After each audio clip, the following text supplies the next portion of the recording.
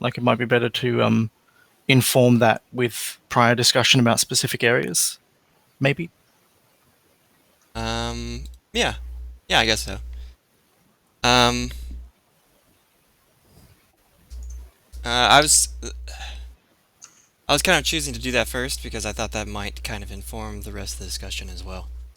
I mean, Okay, yeah, no, I'm okay either way. It's all good. okay. We'll probably retouch on it as well. Um, Mm, mm. so, like, kind of my thoughts on like what we should try to get done for the end of AF was basically to have um, something that like the devs at Double Fine would be able to get some sort of enjoyment out of, either in like a two-player or potentially four-player, um, team-based match, since that was kind of our initial pitch. Yeah. And I also was looking over the like the on GitHub, the like design notes or whatever they were called, and the stuff that was in the original pitch, and some of that stuff that we haven't really touched on or really worked on. Yeah. So, what are your thoughts on that?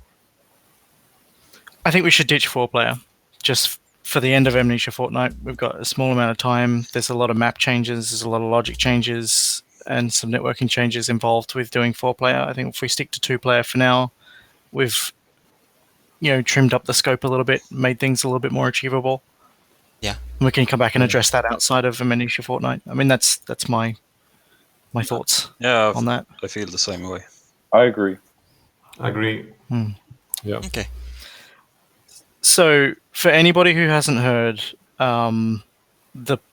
there's a possibility that we might be able to get Pongball into the Humble Bundle downloads for Amnesia Fortnight purchases. Wow. That's cool. And that's a big thing, right? So that changes some of the priorities that I had for the project. There are things that I would have been happy to just ignore or let slide that I think we now need to make sure that we're on top of. Like we've got some licensing things to address. There's some third-party code in the repo that we're going to need to present on the credit screen. The credit screen itself is now a much higher priority. I think it's important to make sure that all of our contributors are recognized. So I put a little bit of effort into at least getting the essential logic behind that up and running yesterday. Erne is apparently working on that still, maybe. I'm not sure, but we might need to just push ahead and make that happen. But yeah, so it's like that's something to keep in mind with this discussion, is that the scope of what we want to accomplish is potentially determined a little bit by us maybe being in the Humble Bundle downloads. That's really cool, yeah. Right. So that means we should probably maybe focus on maybe polishing a few more things, like maybe user interface type stuff. Yeah. Definitely. Yeah, probably that and some core gameplay stuff. Yeah, I think we really need to address paddle controls and explore or at least like do something. I don't know. I mean, are people happy with how the paddle controls stuff works at the moment? Not really. No. It always, that always seemed placeholder to me. It always seemed like the most basic version of it, if you know what I mean. Like even at the very How about beginning. you, Light Soda? Yeah, we haven't really done anything to them since we started the project, so... Yeah. Right. So I'll just ask everyone to maybe keep the chat tab open, just for anybody who doesn't have a mic. Chat tab. If they're saying stuff. Oh, yeah. Okay. My second screen is kind of full. I might be able to find a little more room. I guess I don't actually. No, I mean Jitsy's chat thing. If you like click on the left hand side, the third icon down Can you opens up a type little sidebar. something in it? Does it even work? Yeah, it works. Yeah, I think if you refresh the screen though, you lose your history, which is annoying. I'm not seeing Yeah, that probably. text. So I had a bit of a list that I started to put together last night of things that I think that we should probably give some attention to, and credits and paddle controls are on there. Tidying up or redoing the game setup screen, like the bit where you choose what table you're using, what variants you're using, are in there as well. We've made a start on powers. I think we're going to need to give those a bit more attention if we're going to keep them in the game. And I think it would probably be nice to put tilt, like tilt controls and stuff in. Like I think that's going to be a small thing that can add something big. Yeah. Tilt the table. Yeah. So we talked about like pinball machines have like if people like rock the table and angle it to like control where the ball's going, and so the tables themselves have these like tilt detection things in them, so that if they detect that they're being nudged or bumped, they'll just like lock up the controls and the ball will fall out. And so we're thinking like a similar thing where you can like press a button to like nudge the table up or down and control the ball's movement that way at the risk of potentially locking up your paddle. And how would that work multiplayer? Because that was when we first mentioned this. I was like, I really like the idea, but then multiplayer just seemed.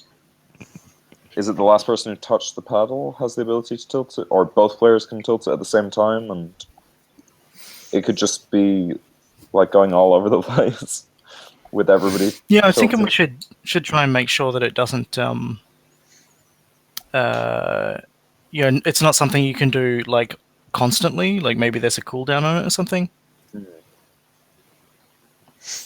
Because you don't want people to just spam that. I think that would be kind of crazy. Yeah, it seems like one of those things that could kind of make it unfair for the other player if they're about to get a shot or like they're ready to hit it, and then you hit the tilt button and then it like knocks it off of where they're trying to go.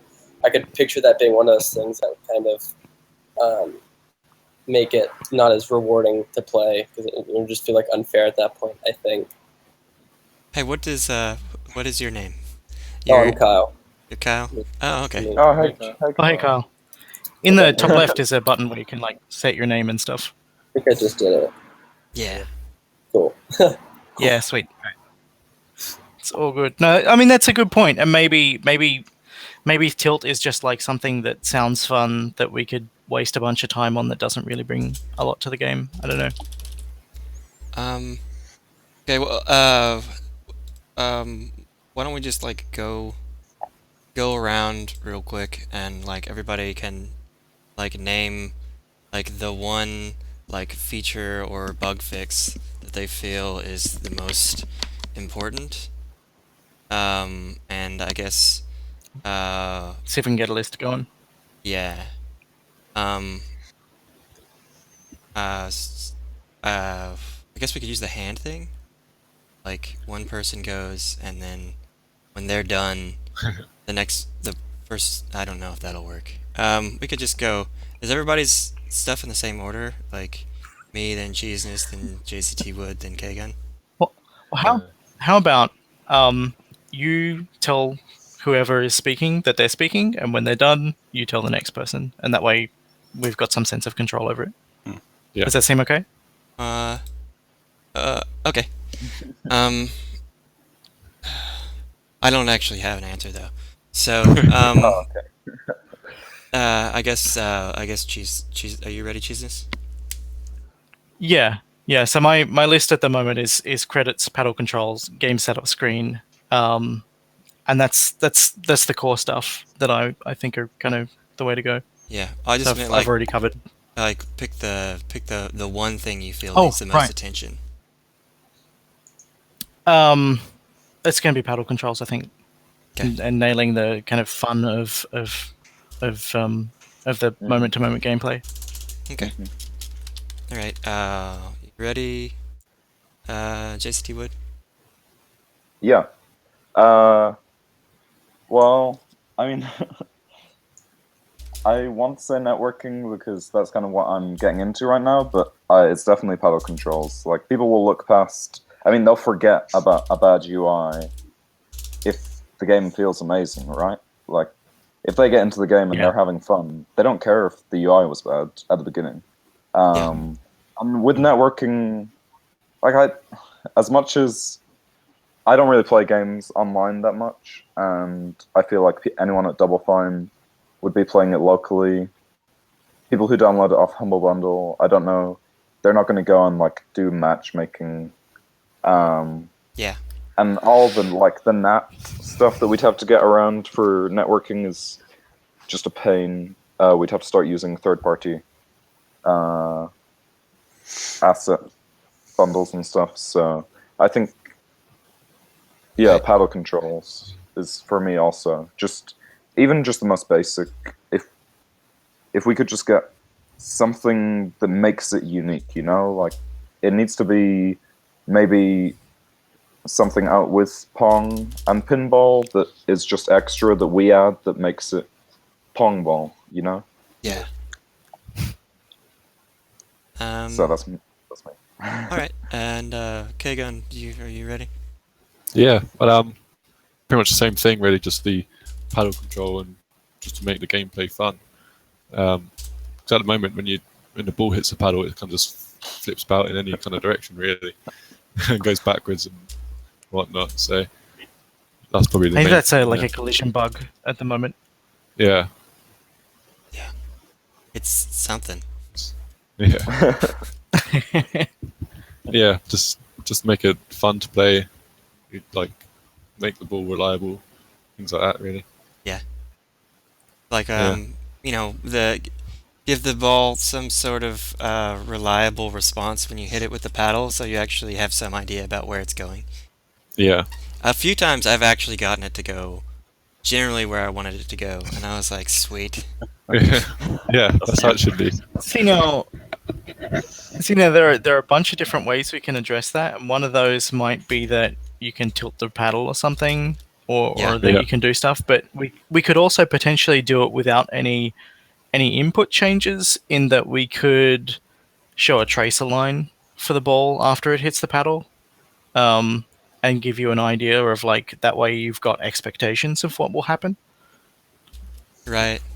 Like, I don't know if that's a good idea. It's just something that's not necessarily obvious when you think about how we can address these things. Yeah, two games I can think of that I've seen do that are like the pool games and like the Bubble Bobble clones. Oh yeah. Yeah. Yeah. Rocket League does it in reverse almost, where you can see where the ball will land. You can see the grounded point where it will land. That's really useful. That game would be impossible if you couldn't kind of predict the ball's move. That's more like a shadow, though, rather than any kind of predicting where it will end up. It's where it is on the ground. Yeah. If we could figure out a way to do that, though, even if we don't put it in the game, it'd be really super useful just for a debug feature. Yeah. That way we don't have to constantly, try to bounce the ball back and forth. We'll just know where it's gonna go. Yeah. Well, maybe that plus curved paddles would be an option in terms of being able to get some level of controllability and make that readable to players. Yeah. Just thinking about what's the least amount of work. Yeah. Yeah, I can see that being good. Paddle rotation and curved paddles, I think, would kind of be a similar kind of thing, except, with the curved paddle, you don't ever have to rotate it. Yeah, there's no extra input considerations to worry about. Yeah, but there's a little less control there, I think. I think with the whole idea of a curved paddle, it gives more of a opportunity for developing a skill in the game, getting better at it by being able to predict that the ball is going to hit the one corner of it, so you can hit it the right way that you want it to go. Mm-hmm. Whereas with the curve, or with the angling of the paddle in different ways, I feel like it can get a little bit difficult. So I'm definitely on the curved paddle boat. I think that'll be kind of a cool feature to make it really skill based at that point. Yeah. All right, so I guess Light Soda's next if Kagan has nothing else to say. Yeah, that's all right. Okay, I have a feeling I know what Light Soda's going to say, though. Well, and for anybody who hasn't, sorry to interrupt, but for anybody who hasn't like aware of the context, Light Soda did all of the initial work before we started working on Pongball, so he's probably got the longest history with the project and has more awareness of what the design intentions of the placeholder stuff was. So that's like where you're coming from as well. Yeah, well, that was just kind of to get something that was kind of working, but right now I pretty much feel the same way, like paddle controls and ball control. It's probably the number one prioritization for me. Yeah. I'm not sure how a curved paddle would work. If,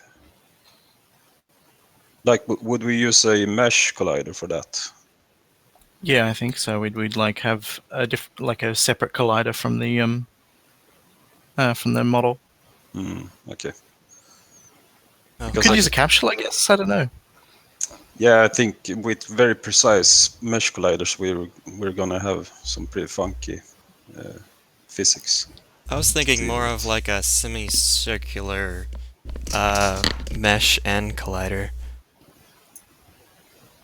so that like you Yeah, okay. where you hit it along the semicircle, is gonna direct the direction the ball's gonna go.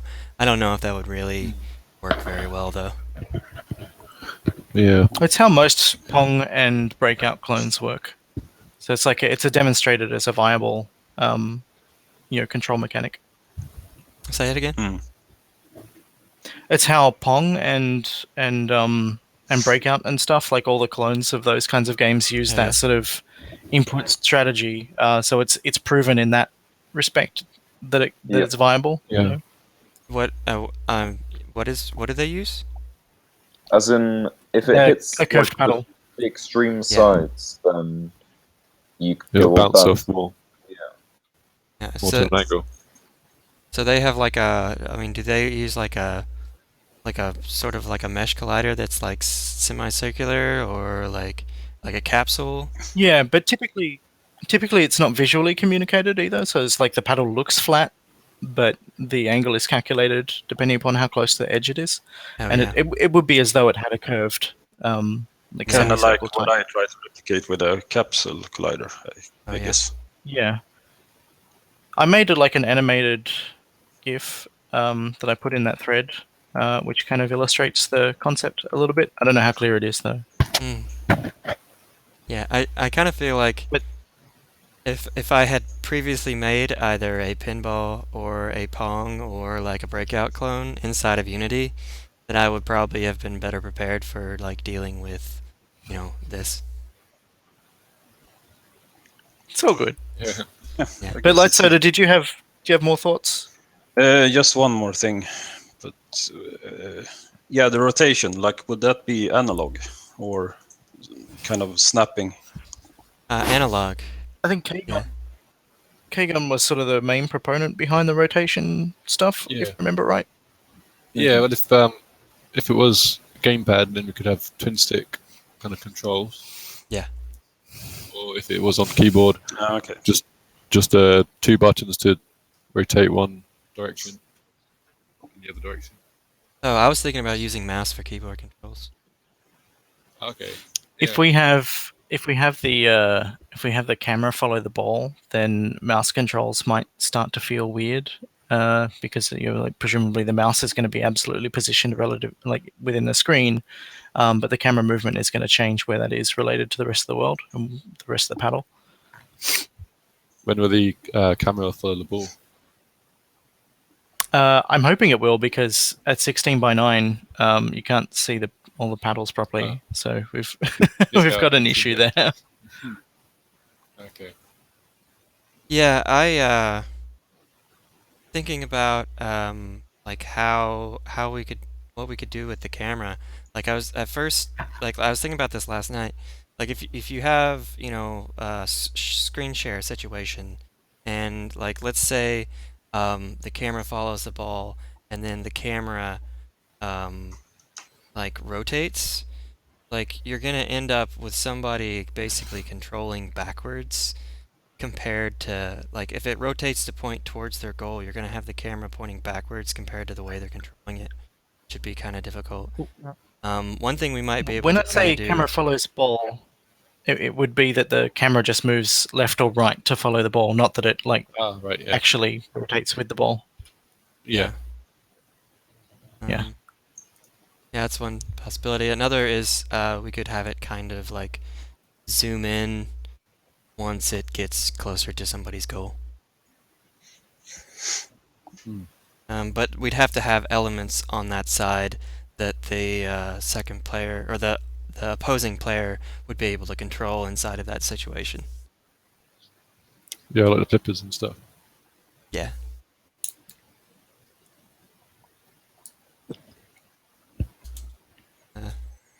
Yeah. Right. Were there any other considerations you can think of, Light Soda? In regard to what's most critical? Nothing. I can't think of anything right now.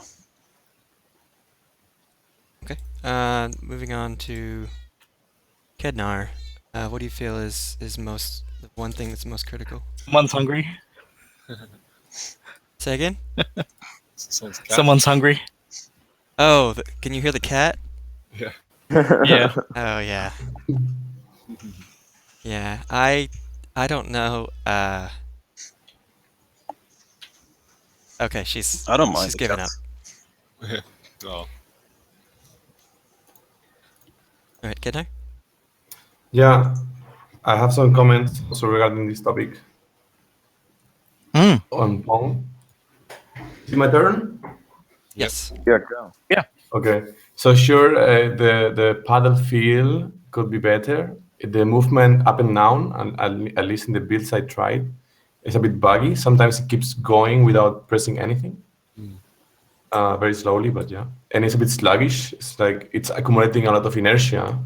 So you don't have a fast response. I often miss the ball when it comes. Yeah. Because I don't have enough reaction time. I don't know. Yeah, But it doesn't. The controls could be more direct, maybe. But yeah. And I'm also keen to try the 2D area movement. So bidimensional movement. The 2D also. movement. Yeah. 2D movement, and also forward, just to do the mock-up as I did, in which the ball, you can play with the ball a bit better if it's more physical. If the ball comes, at least in the bulged level with gravity, and you can play with it a bit And and you're going then to paste a aim. link. I'll paste You a want link me to to that in paste IRC for anyone who wants to. No, it's cool. I just did it. Okay. For anybody who hasn't seen it. Yeah. But it wouldn't work that way in the other levels. So just take it with a grain of salt. Also, the ball that sometimes doesn't behave as expected. I wrote this down just like this. Yeah, I got it. The speed of the ball doesn't feel consistent, or sometimes you expect that it's gonna go faster, it goes slower. It's a bit weird how it goes. But this is a minor thing. What I would be concerned more about. Yeah, sorry. No, go ahead. I was just going to say there's a minimum velocity, and the idea is there that the ball will never get stuck. Will never slow down in the middle of the map, and so it keeps it going. But that minimum velocity, if I understand it, is like its actual velocity rather than its linear velocity along the X or Y axes. So if it's moving up or down, it will appear to go slower. Yeah. If that makes sense. So if it's bouncing up and down between the ceiling and the ground, it'll move. Excuse me, quite slowly. Yeah. There's also a max velocity, but it's pretty high, I think. So. Yeah. Yeah, I got it. So about the aesthetics, even if we don't do textures or whatever, at least for Wednesday, I could give it a try and at least just use flat colors. So just change the material colors, so we have a nice palette, at least like a placeholder palette, because right now it's a bit dark and you don't really see it. And I think it would just shine a bit better with another palette. And I wanted to ask you about shaders. Can we use the glow shaders, Tron? Like, is that too much? How does it work? I think I don't know. nobody has really If gotten someone that wants to sorted do it, out yet. yeah, but who's got the skills? Yeah. I don't know if that would work with your like blocky unlit stuff, Yeah. which I really love. Well, Because I think we could put like edge highlights like on everything, and that would kind of give it that Tron-esque feel. Hmm. And I think that could work with what we've got at the moment. But Like a rim glow or something. What's it called? yeah, yeah, a rim light or Light, right? Yeah. yeah, whatever you call it. Yeah. so it's like it wouldn't be rim lighting in the way that we think about it with regards to like lighting in 3D space. It would be more about like edge lighting, like where it's grabbing like the vertex or the edges between vertices and applying like something to that. Yeah. Would it cast light? I don't know. It's like depends upon what the shader would do. But I like this is not my area. I don't know how to write that stuff. So I'm not sure if it's I know that whenever oh gosh, go away, cat. I know that whenever I was working with like textures that emit light inside of I think it was 3ds Max, maybe Maya, I had to use global illumination, which is very processor heavy. So I'm not sure. There may be some things that we can do with like emitting light, light emitting from an object without global illumination, but I'm not sure. We So, could trick. I think global probably, illumination implementations are going to vary between applications as well. So Max and Maya may handle things Yeah. differently from how Unity does it as well. yeah, I think some kind of global illumination is turned on by default in Unity, but it's probably quality dependent. we also have to kind of decide, what kind of priority that takes. Which I think Well, after I think we probably have people who are interested in messing with color palettes and shaders who wouldn't necessarily be keen to tackle paddle controls or networking or something else. So like we've got room to do different stuff. But yeah, absolutely. yeah, I don't think we should treat that as a huge priority. But just coming back to what Kednar was saying about palettes, I would love to see different tables having different palettes. Like it would be good to like just push some aspects of like visual diversity there to help communicate that we have different things from different people. Yeah. Different tables having different palettes. That's cool. Like I don't think that should be essential, but I just think that's a nice space that we can fairly simply push some visual diversity in through and explore different aspects of things.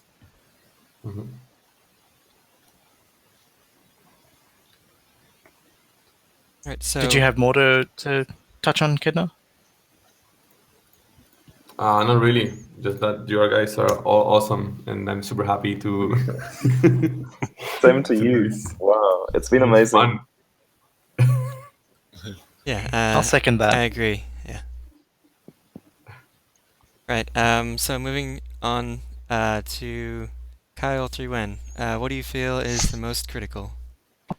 One of the things that I've kind of noticed in playing through it that made the game feel not as satisfying as I would have liked it to is kind of when the ball gets lost among a lot of bumpers. So if we have like tons and it gets kind of stuck in a middle bit and where it just bounces off a bumper to bumper to wall to bumper, and it doesn't have a lot of player interaction, I feel like the game kind of gets a little unsatisfying and I don't feel like I'm as involved in the process. So I think if we look at each map and play through it, a minute and see if it's even slightly feel like there's too much, non-player action, we probably try to bring a couple of those, just take a couple bumpers here and there out, try to make it a bit more kind of competitive and not as random feeling. Because I feel like that it's this really kind of narrow, distinction between having like a fun competitive game with bumpers that kind of add a little bit of randomness to this completely random game, where you occasionally get like a hit that you want to, but for the most part, it's kind of not really player controlled. So I'd like to kind of stay on the first half of that. And then something I was wondering is, are we going to have for online play? Are we going to have the table rotated so so you're on your side as opposed to kind of on the the side I of think we it, should probably as consider opposed that a to- longer term idea. Okay. Like, I don't think we should pursue that in the short term. Yeah. That's my gut feeling. Like, 'cause it opens up a lot more scope for different things. I mean, it's a cool idea. I kind of like the idea of like maybe bringing the camera down a little bit on the player's side and having a bit more perspective on the playfield. Like, I think that would be fun and interesting. But it's going to be hard to tune. It's going to be like potentially distracting from other work that people could be doing. Yeah, that's Separating the single player. Yeah, that's or absolutely separating like local multiplayer from online multiplayer. Tricky. Yeah, that's absolutely Sorry. like I was just gonna say, like after AF is over, like if anybody still wants to work on it, which I plan to after I get back after like a vacation, but that would definitely be a high priority thing, just because at that point, I imagine a lot of people who would be playing it online, so kind of refining that would be a priority at that point. Cool. And then kind of my last thing that I think, if we do plan to release it in more just a, hey, check this out way, like if we plan on putting it in some sort of bundle, like the Humble Bundle or whatever, or put it on some sort of big website, I think the option screen, I know this was something that was talked about getting done, and I wanted to make sure like that's something that is It's very 7 high o'clock. priority, is getting the table selection and all that stuff. And then one of the things I did notice that was odd is before you start the game, when you select either local or online play, there's a bunch of like weird like host or other settings that I'm not 100% sure on. So if we could find a way to make that a little bit more user friendly, as well as I've noticed that there's like on the same page where you can kind of select each individual table, there's also just a setting, either it's like JCT Wood or K-Gun or something, like it's just this random other setting above those tables, and I don't know what that means. So I always just randomly select whatever one, and that's just something that, like, in terms of making it user friendly, I want to focus on, because there's just like things that I'm not I didn't program any of this, and if I don't really get what this button does, then we should probably work on trying to make that a little bit more accessible.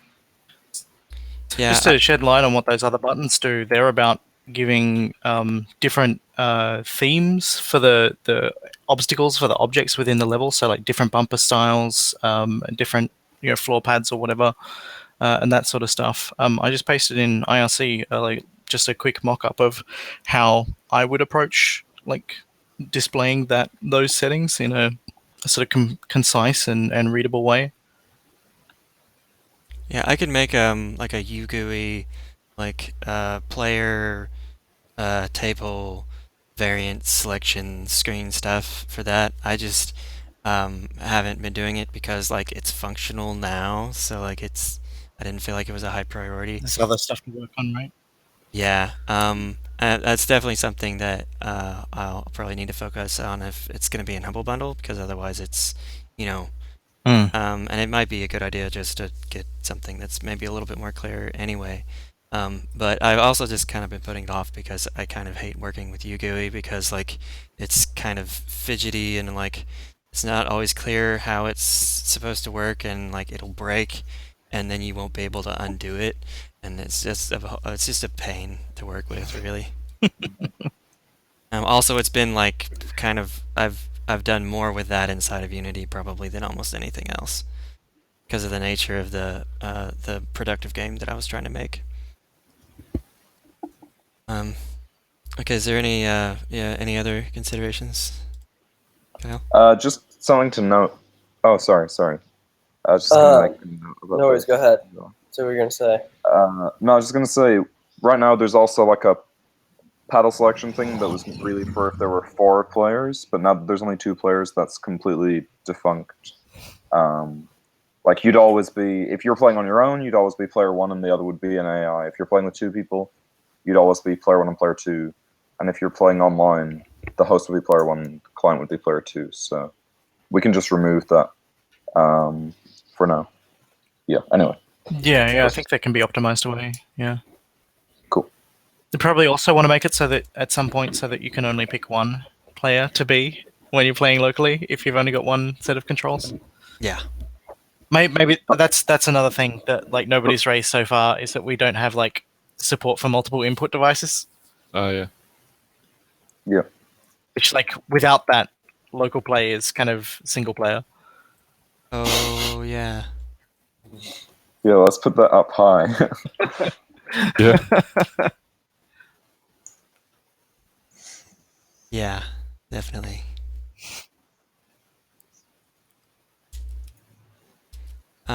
Yeah, I feel like probably we should focus on game controller controls, you know, at least initially, and keyboard and mouse secondary. I think that some of this is going to play into like if we're messing with paddle controls, we're going to need to think about how do these map to gamepads, how do these map to like keyboard or mouse if we want to have mouse control, and that even if we're like pushing one as the default, that we really have to be mindful of the implications for everything that we're planning to support longer term. Yeah. Yep. Okay, so looks like we've got 3 other people in the chat. I don't know. It's looks like Fiery Drake and VVVVVVV and Edistu. I don't know if you guys have mics or anything. But if you have like one thing that you feel is like most critical, that you want to say, I guess. So if you don't have a mic, there's the third button down on the left-hand side pops out a little chat thing, and you can type some ideas in there.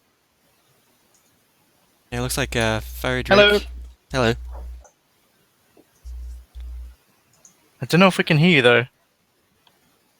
I heard him briefly, I think. I can see you. Yeah, I thought I heard him briefly too. Unless it was I said somebody else. hello, if that's what you heard. Oh, maybe it was. Okay. He's talking. I mean, I can see his Sorry. mouth moving, and there's a mic. He's just very quiet. You might be muted by No, default. By... I didn't see any mute controls. Like usually there's an indication at the bottom saying that someone's muted. Ah, that's right. It's possible that like if you go to settings and device settings and you need to choose your microphone there, that's a possibility as well. So Edistu has raised like key bindings, which I think if we were doing if we're like focusing on input device support, that it would make sense to like try and get key binding stuff happening at the same time. Otherwise, we're like, it's easier to implement that while you're already digging around in there, I think. Yeah, I think that it's possible that Unity has like Unity's boot up screen has some sort of key binding stuff in it as well. I don't know if that's like would be enough or if we'd want something a little better. It does, but it's kind of confusing. You As never long- know whether or not it's going to map to what the game actually listens to. Right. Yeah, as long as you like tidy up the input manager, then you can make it look kind of readable. But you have to. It's so tedious. Like even editing that text file is just a pain. Especially if you've got multiple players, right? Oh, yeah. Or like multiple input devices that you want to support. Yeah. Like Like I've got a game and it's it's a got about mess. 80. It's got like 80 different inputs on that screen. It's ridiculous. Yeah. So I mean, we could either like find a layout that works well, and then just like have like a little pop-up screen that says like this is your controls, or we could maybe have something where like it just goes through like all of like the buttons and controls that are used, and someone can just input it on their controller. That's kind of cool. I have a very basic idea about how to possibly implement that. Probably the easiest thing to do would just be like, say, use these controls. Here's a picture.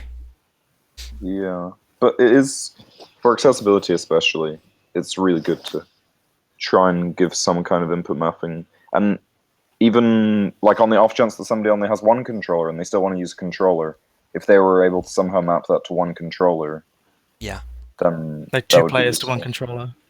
Yeah, Yeah. I mean, it seems practical. You've got a stick and 2 buttons, so. But I don't know. It's I think Well, I guess definitely it's like, powerful. is this something we want to accomplish within the next couple of days, right? Yeah, that's the question. I think gamepad mapping is kind of tricky because it seems like a lot of games have difficulty with it.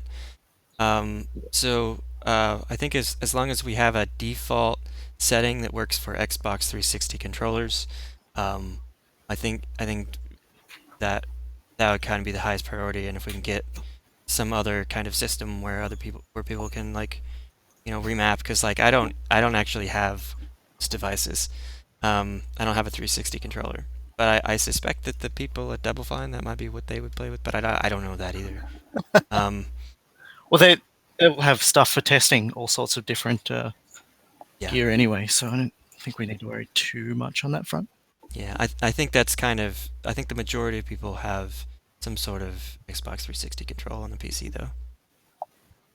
Or at least that's the yeah. Or some X input compatible device. Yeah. Yeah. So Fiery Drake is saying that he'd echo. I don't think we could get his mic working, but he was saying that he'd echo what other people have said, and that pacing and like getting that moment-to-moment gameplay being fun feels like the most important thing. Is that a good interpretation of what you said there? We can see you. You can nod. Yeah. Nice. Okay, so I think I think it's just if you click off the chat, you lose your history, which is ridiculous. Oh wow, that's crazy. Yeah, at least that's my experience here. Because like I went to settings and now I go back to chat and it's gone. Yeah. All right, so So, is VVV? I guess Edistu has mentioned something, right? I don't know. Oh yeah, who that his- was the Edistu was talking about the like input bindings. I don't exactly know who this VVV is. But if they have consideration, they can sit now. It says the video for. Oh wait, that's Edistu. Yeah, it says that the video has been turned off to save bandwidth, but like, Yeah. If VVV, whoever you are, if you click on the third button down on the left, it'll open up a little chat thing, and you can type in there if you don't have a mic set up. But if not, then I guess we can move on. Okay. All right. So I guess we'll move on to level design discussions for now. Here we go. VVV says they just wanted to have a listen, so it's all good. Oh, all good. Oh, apparently my chat doesn't work at all. Oh, are you using Firefox? Okay. So level discussions. Anybody speak up? I'm gonna go back and come back to what Kyle was talking about. Yeah. Where I think the initial impulse that people had with regards to tables was like, yeah, let's cram them full of pinball elements because that's fun. Mhm. It's taken. I think people kind of realize fairly quickly that that's not fun for the kind of game that we're making. I mean, it works for pinball, but not for this sort of competitive thing, right? So I think yeah, we do need to like have maps or try and refine the maps that we have, whether that's like refine what we have or make new ones. I think we need to make sure that we've got maps that focus on flow, like allowing the ball to flow from one side of the table to the other.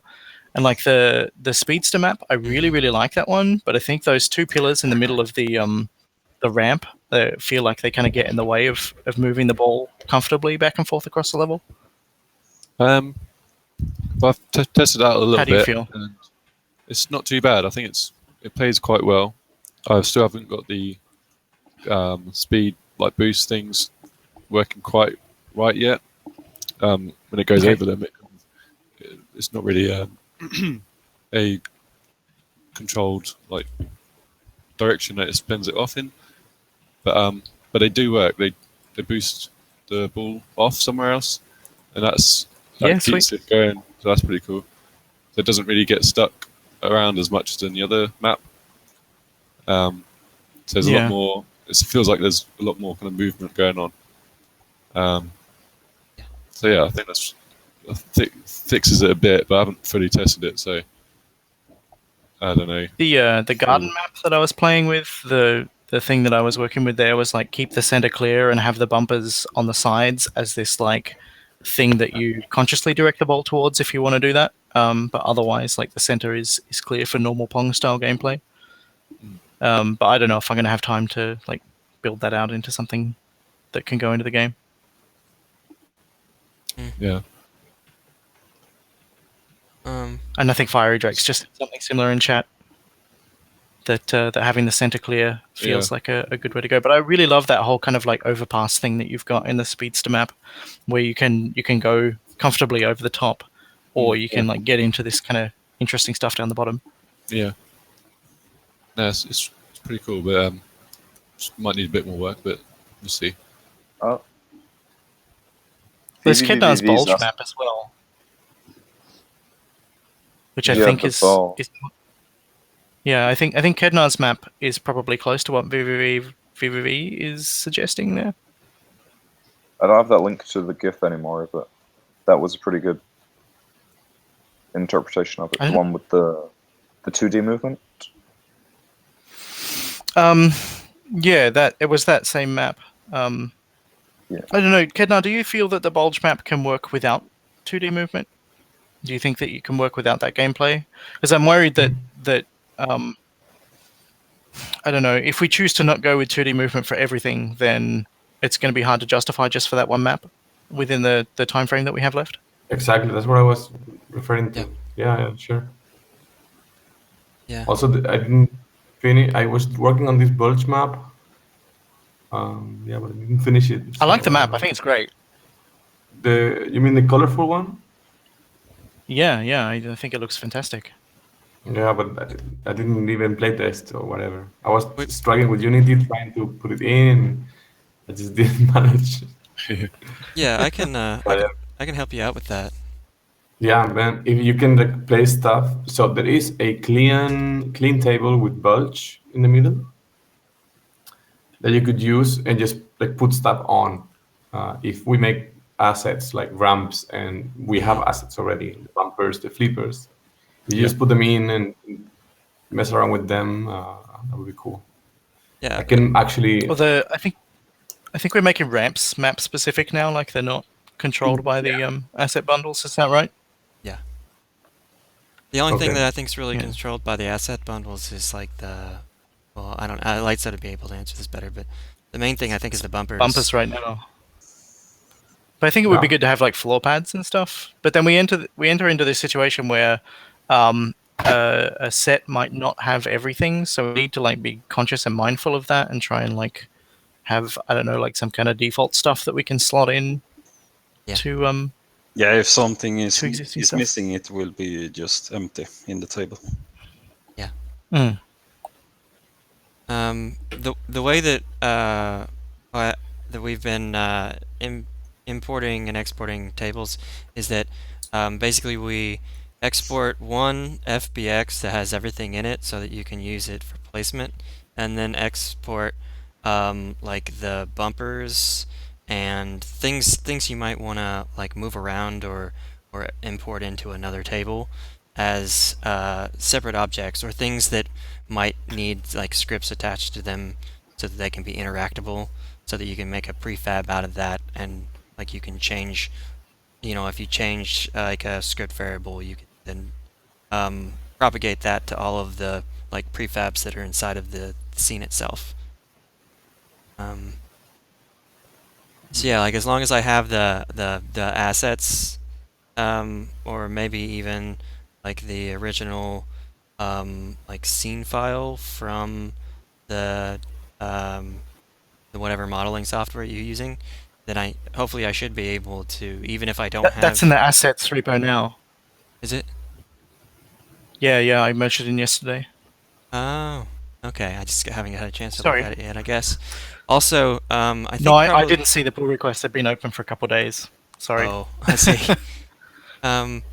Also, as far as like boundaries go, like we've been using a sort of like glass top, but I think probably what makes the most sense is to just make one really big uh uh what is it?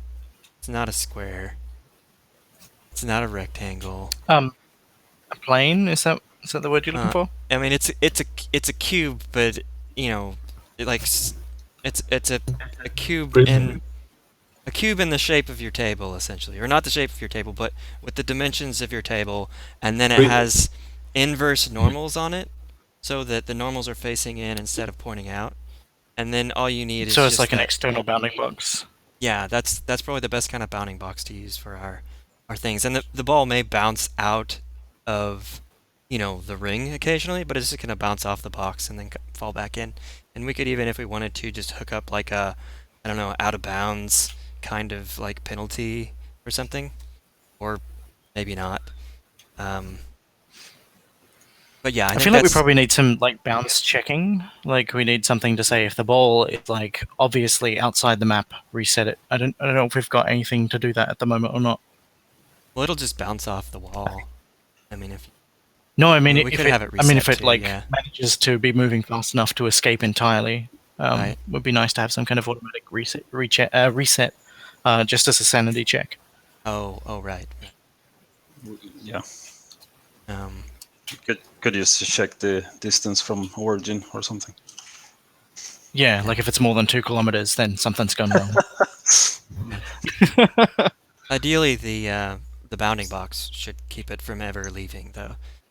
It'll also give somebody an idea of proportions, maybe, as well, about what they can fit inside of their stuff. I could maybe just create like an FBX of a inverse box as a bounding box and like put it up on the asset repo. I haven't put anything on the asset repo yet, though, obviously, but yeah, that's my ideas on the But bounding box we can stuff. push that into base table, maybe. Yeah. If we wanted to, like if it's going to be common across maps. But then we have things like Kednar's bulge map, where it doesn't conform to the same kind of height as everything else. Yeah, and What's and that that called? If we have like a set like predefined ceiling and walls to stop the ball, then your bulge map might actually go through that. So Yeah. it doesn't make sense for that map at least to use a common. We can scrap it for short term Oh. and just keep it for long term. No, I was talking about using the box would be very high, so there's no trouble. I mean, you can build stuff up as high, well, not too high, but I mean, you can build stuff up pretty high There without it isn't being an issue. there is a problem, and you can see it in table 1 at the moment, which Uh-oh. Uh-oh, I lost cheese. I lost. I think everybody something except froze. Light Soda and K-Gun. Is anyone else there? Is it just us And- now? Yeah, I think it's just us. Man. Yeah, Light Soda's still here. I'm just gonna refresh my Oh, screen well. real quick.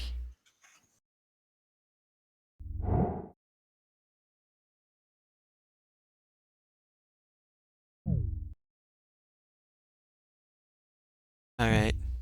You guys still there?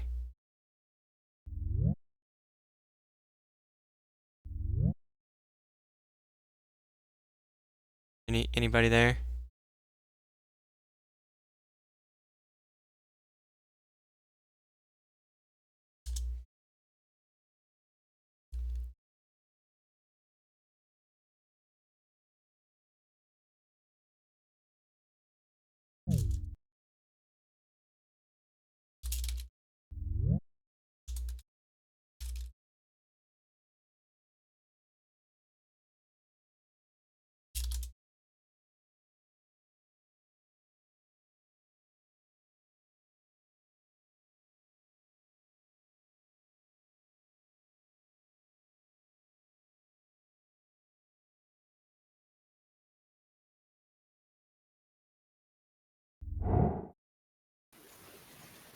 Have we got Fragmental Hey. back? Hey, that was Hello. fun. Yeah, Uh, super fun. Yeah. So the ball can bounce over the top of the paddle if the ceiling's too high, and we can see that in table 01 at the moment. Who's Thieves? Is that VVVV? Oh, amazing. Who is this mysterious person? Nobody knows. Okay. good. So we were talking about balls and Bulges. pongs and the Oh, hey, we can hear you, tables. Fire Drake. I think Wow. Yeah, you're just Oh. very quiet. Oh, I can fix that. I mean, in theory, could we do some kind of like raycast from the ball just to keep it grounded? That would mess with the We physics. just say right? like the ball, if its height above the ground is bigger than a certain amount, then angle it downward. Like we could do that Yeah, 'cause I was procedurally, I thinking- guess. Yeah, I was thinking about like circular. There was a really cool circular concept. That type of stuff would also be restricted. But, I mean, that's not going to happen in the next 2 days because that requires weird paddle movement. Right. But Yeah, I think within the next 2 days we should probably just stick with the kind of approach we're using at the moment, which is just like per map I considered stuff. I considered like trying to find a way to like ensure that the ball stays like stuck to a mesh. You know what I mean? So that like Yeah. it's always one point on the ball is always connected to some kind of mesh, and it can move between meshes. But I don't know. That might be too much trouble. I think just having that big box that is like, I think that will solve some things. I mean, that's an easy kind of a cheap, easy, quick thing to keep the ball from bouncing out anywhere, and also give people room to be able to move, build their table up vertically.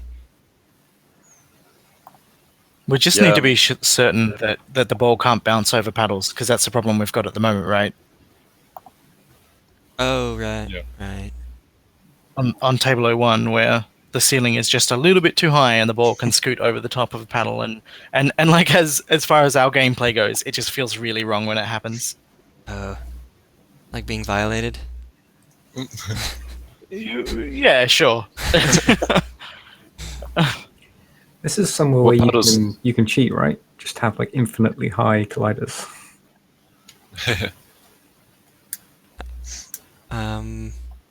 Yeah, I mean, we could just put like a little wall like above your goal, so that I mean, just so the goal would just be a very small area, and if it does bounce over it, it'll just bounce back. Which I guess, I don't know. I guess that would look kind of wrong too. But we could even just put a mesh there. Yeah, it's the inverse, right? It's like the paddle wasn't there, but the ball appears to be blocking it, or the ball appears to have been blocked, even though the paddle wasn't directly in front of it. Like or if you had something angled down, the ball would appear to change directions without, like, unintuitively. Like I think could be really, that's a tricky problem to solve. Yeah. I mean, we could just stick a mesh though, like over the goal, so that if it does bounce up, you can see that it's just bouncing off your thing. Like something visible. Yeah. Mm-hmm. Yeah. I mean, that's just Does the current approach that we're using have any like identifiable issues? Does anybody see any problems with what we're doing at the moment? That's a very vague question, I think. Could you be more specific? With regards to like ceiling height and bounding boxes around levels, which is to like Yeah. just put colliders in per level. I haven't noticed any real problems aside from that table 01 just being a bit too high. Yeah, I've not noticed any problems with the balls like leaving the table or anything. No, seen neither. that. So maybe that's not an urgent problem for us to address. Nah, maybe not. Well, it was mostly with in reference to Kednar's table. That's why I was originally talking about it. Because he didn't have any sort of way for the ball not to leave the table at all, and the walls around the edge do need to be a little higher. But ultimately, in order to make sure the ball never leaves, just an inverse bounding box would have been fine, and an inverse bounding box would have worked on all the other tables as well. or a cube with an inverse normals on it, I should say. Yeah, you could create that per table as well if you want. Yeah. If you need to adjust it in some way. Yeah. I think for Kednar's table it would be better to have like just in terms of like what changes would be need to made to the table. Like I think the walls, like the geometry for the walls that you see, doesn't need to be changed. We just need to have like some invisible bounding thing there to keep track of it. Yeah. Well, 'Cause I think visually it's nice how it is. well, I mean, like I imported specifically, and it may just be, it may just be the way that I like scaled the table or something when because I made him a quick like scene that he could mess with one day, and in that particular scene the walls were too short, and the ball would just bounce Okay. out real easy. But I don't know. I mean, I probably just need to work with Kednar one day to make sure that the table gets imported and everything's working right. Okay. But yeah, I think is there a Unity file in that PR? Do you remember, Kednar? I have vague recollections of that being the case. I did upload the init package of the bulge table, or Yeah. no? So that's Maybe just- that's there and ready to look at when someone has time. Yeah. But yeah, sure. I can. We should implement the bulge table with the stuff on it. What table are we Yeah. talking about? The Well- table that Kednar had been working on, which had like the color- hill in the middle. Okay. Yeah. Yeah, he was calling it the bulge table. So it's got the Color. kind of Yeah. But okay, what? yeah. Hmm. Sorry. No, I will just upload the table empty and the assets. I will just do like themed bouncers, themed flippers, and the ramps.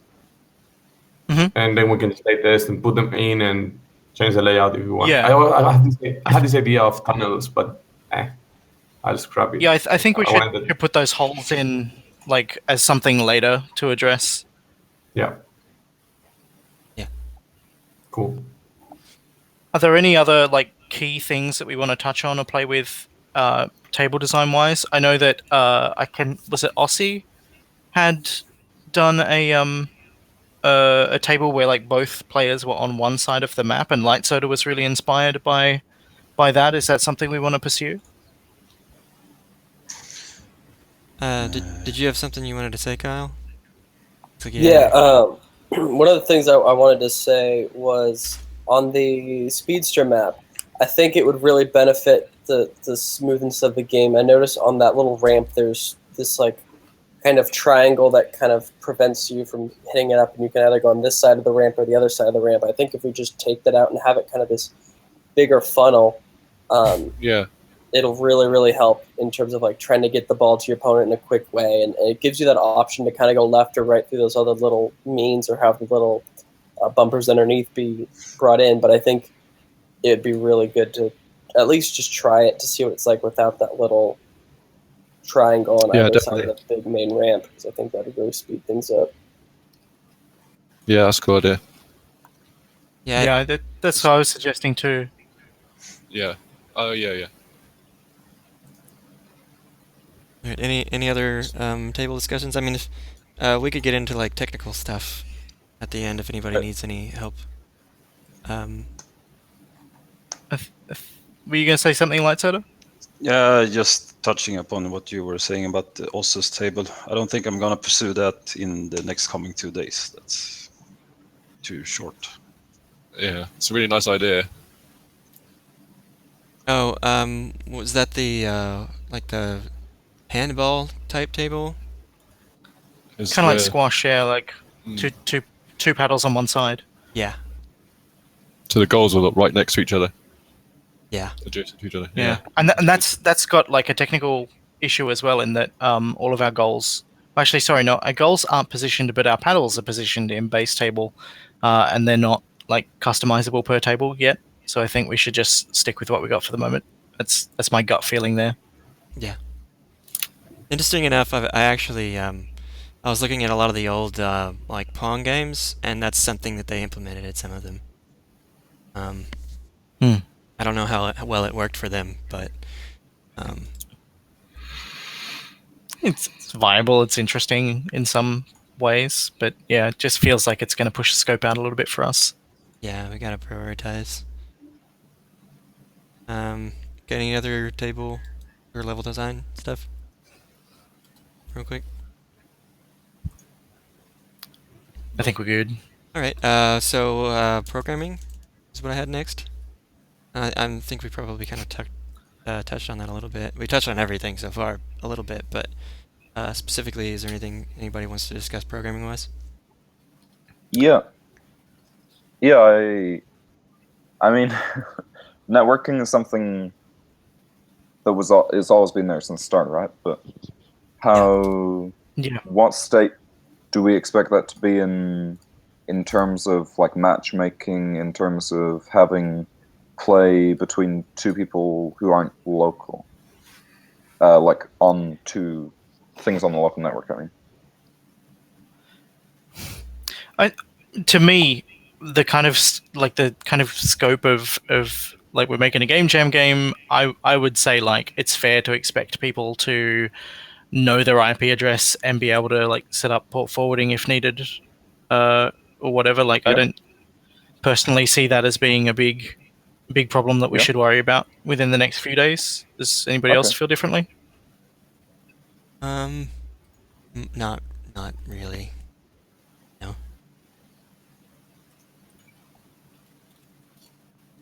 Do we want to try to get like the flippers and um and I what think else do we powers need have? attention.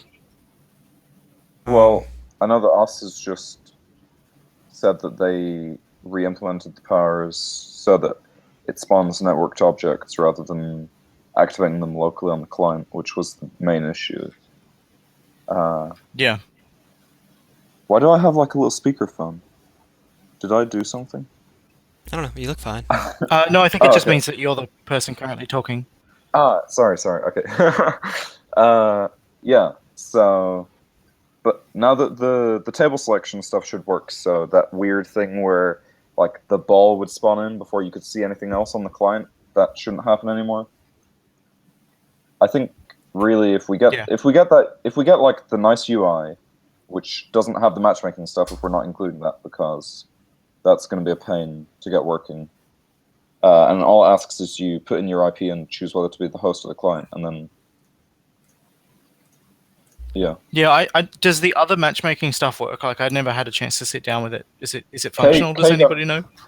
Kagan and I, we did like a little test run, and we were able to join each other's matches, but all the code that I've written for the networking doesn't seem to function properly on the matchmaking. Like, even though we could connect to each other, none of the code Oh, I've wow. written was working. But that matchmaking, I had to set up a Unity Services account, which I then linked to my local copy of Pongball, and you'd have to pay Right. like $30 a month for 50 users, 50 concurrent users. Yeah, let's So take that and stick it Yeah. in the sea. I agree. Yeah, let's throw it in the sea. Okay. So Yeah. if UI is something we want, then I think getting the flippers, the powers, and generally fixing the ball movement.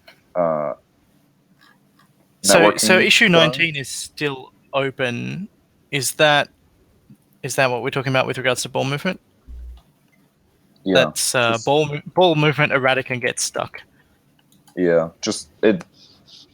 I guess it's maybe something we could fix if we had a look at how we're clamping the movement of the ball and how we're interpolating. I had a brief look at some people's like prediction and interpolation algorithms they've written for Unity networking, because apparently Unity just doesn't even try to do any of that for you, which anyway. So in theory we could try and just do some of that. which I've done that in the past, but it's like trying to do that in Unity is 10 times harder. So Yeah. Yeah. Good times. Good times.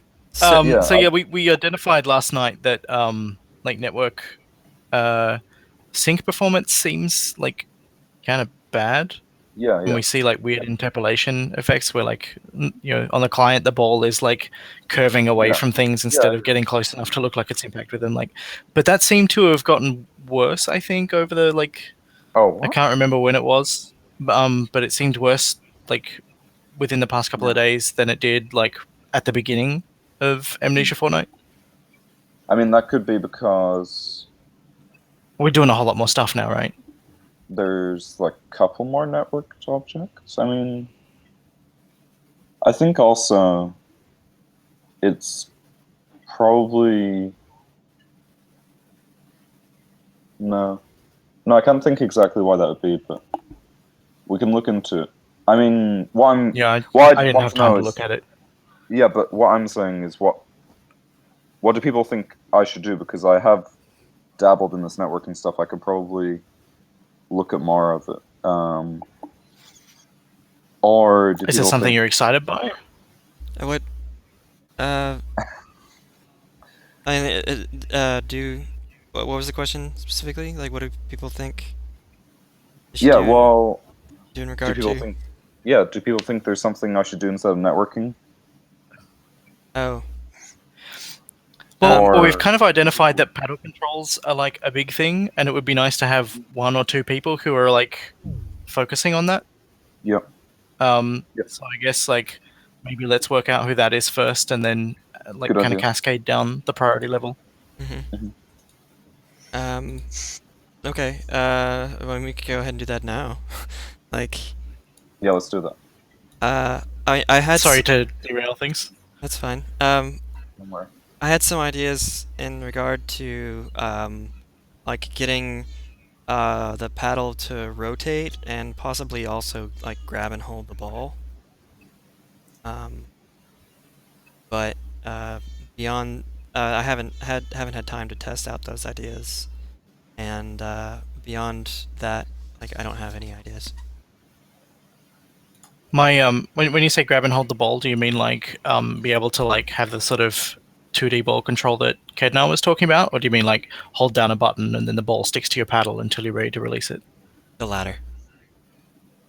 Yeah, okay. I feel like obviously it's hard to say without playtesting stuff, but my gut says that that's going to slow the game down and kind of frame it as being a less fast-paced, frantic thing than we're kind of aiming for.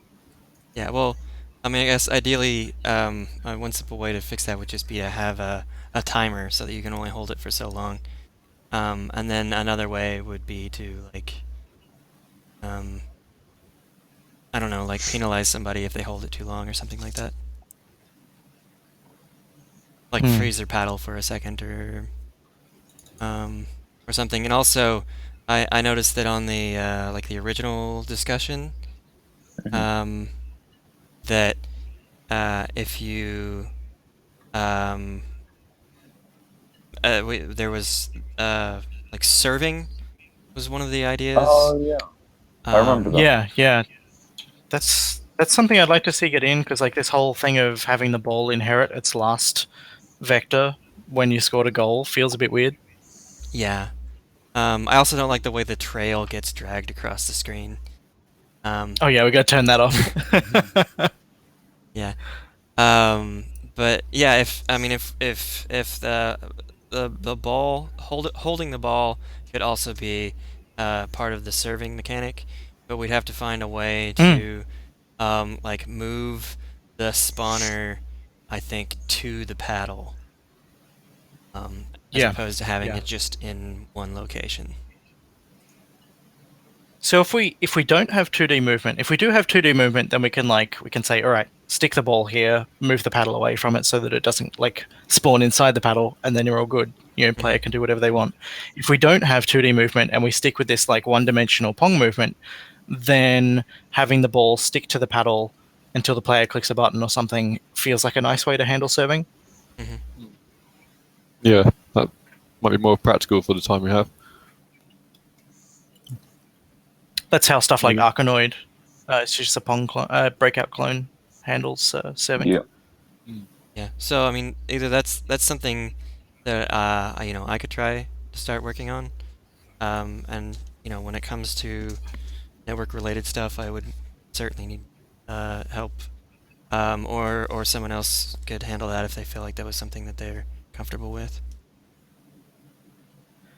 So as Light Soda and I are the only current developers with like admin rights on the repo, I'm kind of keen to know what Light Soda is hoping or expecting to work on over the next few days, so that I can try and like balance my availability to review pull requests around that. Well, Sorry to put you on the spot. I'm leaning towards checking out the collision bugs with the ball. Right. Okay, so like that, yeah. So it doesn't just shoot off randomly.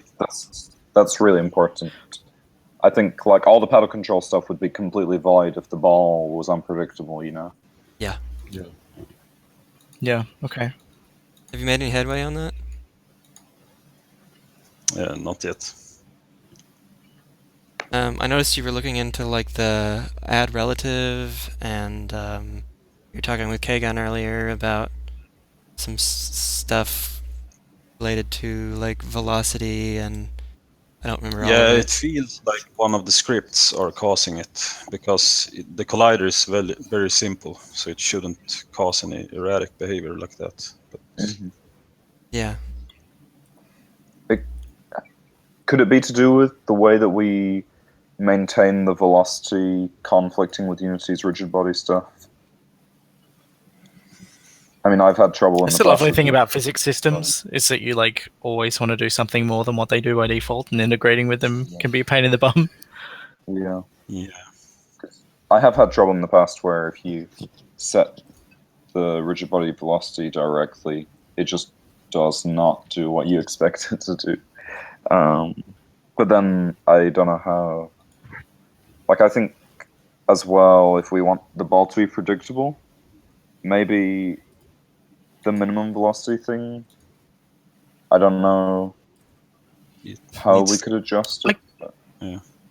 I kind of like the minimum velocity thing a little bit. I mean, like it means that the ball moves in a slightly less intuitive fashion, but once you get used to it, it's kind of not so bad. We don't really have gravity, so the problem there is without the minimum velocity is Oh, that the yeah. ball can just... Yeah, but I was thinking maybe you could have almost like a binary velocity. So you've either got like the minimum movement, or you have like a boosted movement.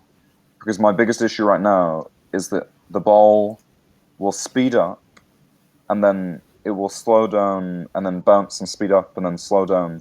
But it will Yeah, never yeah. slow down the way that you expect it to do, and that always catches me off guard. So maybe if it was like Pong, where it's always moving at the same speed, but then if it goes over one of Kagon's boost pads, now it's at like double speed, and so you're just playing like hyper mode.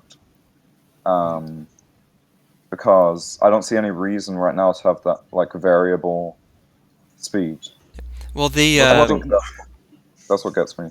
if you saw the video I posted on the forums about that, I don't. It's like Super Pongball Doubles is the Atari version, but it was also, well, it was like Sports Center something that was made by Sears is the one I posted. Anyway, the way that worked is like every time the ball, or like it was like every goal, I think the ball would speed up. Yeah. So the ball would start out kind of slow, and then every time someone scored a goal, it'd get faster and faster and faster. Yeah. Yeah. Yeah, there were later versions of Pong that did the same thing. I was watching some Pong videos recently. I feel like I'd rather see the ball speed up for long volleys. So like it's slow to start with, but the longer the volley goes on, the more it speeds up, and the more chance you're going to have to like miss the ball. So it like helps like keep things Yeah. moving. But even then, I think having it be like a one-way, It's got to be thing- predictable, right? Yeah, because it is that weird moment where it's just sped up, and now it's slowing down again, and then it doesn't slow down quite as much as you expect it to, and then suddenly it's going double that speed, and then whereas if it's predictable, as you said, just somehow making sure that the player has an expectancy for how fast the ball is going, and even if that is gradually speeding up or speeds up every goal, or maybe you choose the speed at the beginning of a match, you could, I don't know. I wonder if there's a potential race condition when you collide and it notices that you have like dropped velocity, and then it So boosts the velocity. So yeah, I just tried to.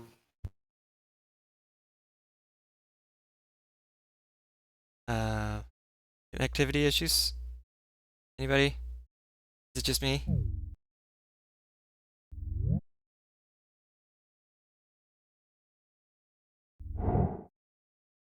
Then, Hello? hello?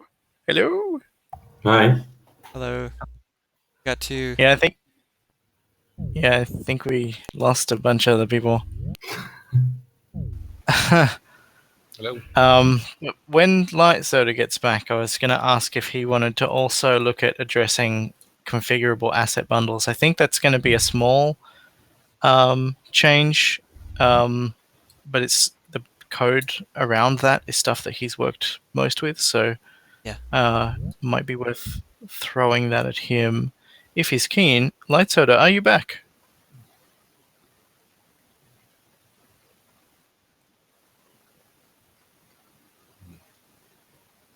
Not yet. We've got Kednar, and we've got Business, and we've got Kegan. All the handsome people. Yeah. Yeah, look at me. So handsome. You've got that like baby bottle sticking out of your head. It's great. Yeah. Hello? Hey, Light Soda's back. Oh, and I'm here. And James is back. There's another Light Soda as well. I don't know what's up with that. what? Yeah. You here, Kegan? It's an imposter. Yep. Okay, we got everybody then, it looks like. So Light Soda, I was just going to say, are you keen to work on issue 7, which is making it so that the asset bundle variants aren't hard coded? Is that going to be, because I haven't looked at the code. My assumption was that it's more hard coded than the table selection stuff is. Is that right? I'm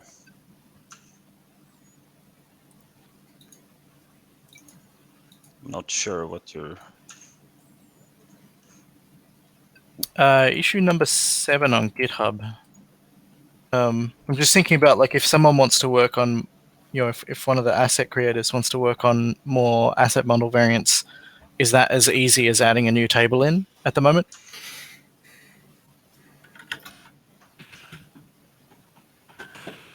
Let me. So I'm just gonna check quickly how you select variants right now. I can't remember. I don't have Unity open at the moment, or I check.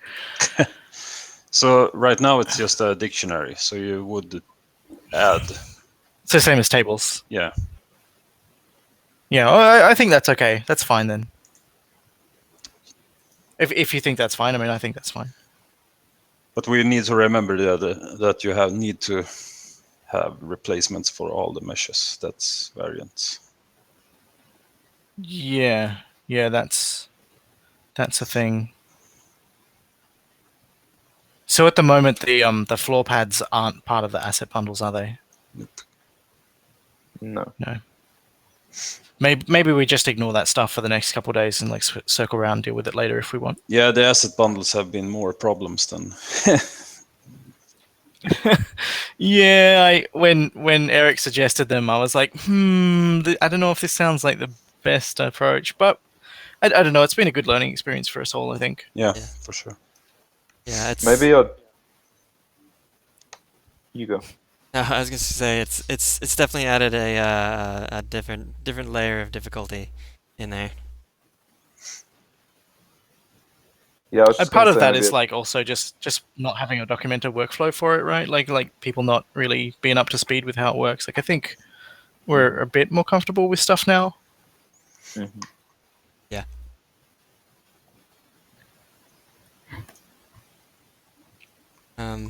So, did we decide on that?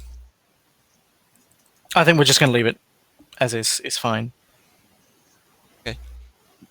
All right. Was there any other? I don't know. We probably need to, I think maybe kind of sign things maybe a little better. Yeah. Like, I've been taking notes, and you might want to make some issues based upon those notes, and then add them to the projects in GitHub, and maybe assign them, and maybe if somebody's not making any headway, someone else can take over, or someone else can just help them along. Two people kind of working on a specific problem that's kind of high priority. Um, that's one thing I wanted to do with this, was just kind of try to find out where our priorities lie, so that someone, is spending their time more efficiently. Yep. My biggest worry with task assignment is that if someone gets sick or has a family emergency or needs to drop off the project, which is more likely to happen in this kind of volunteer environment than it would be in Yeah. like a more structured in a more structured project. Want to make sure that those kinds of things are acceptable, so that if anybody does have to disappear, they don't feel like the worst person in the world, and B, that the project will not be stalled by that. So I would lean towards saying anything that we're assigning a person to, we should aim to assign at least 2 people to, so that there is someone, likelihood of if someone needs to disappear, the other person can know about it and pick up the slack and hopefully let everyone else know what the situation is. Because if it's just down to one person, then if they don't tell you what's going on, like we've got no way of knowing when something is has stalled. If that makes sense. Yeah. Mm. Yeah. So, I mean, do you want to have everything that's on the table, like the spinners and the flippers and light pads, all of those? I don't know what we could call them. I'd be calling them obstacles or elements, table elements. Obstacles. Yeah. Hazards. Potentially. Do we want any of those table elements to, or do we want all those table elements to work on the network? Only player controlled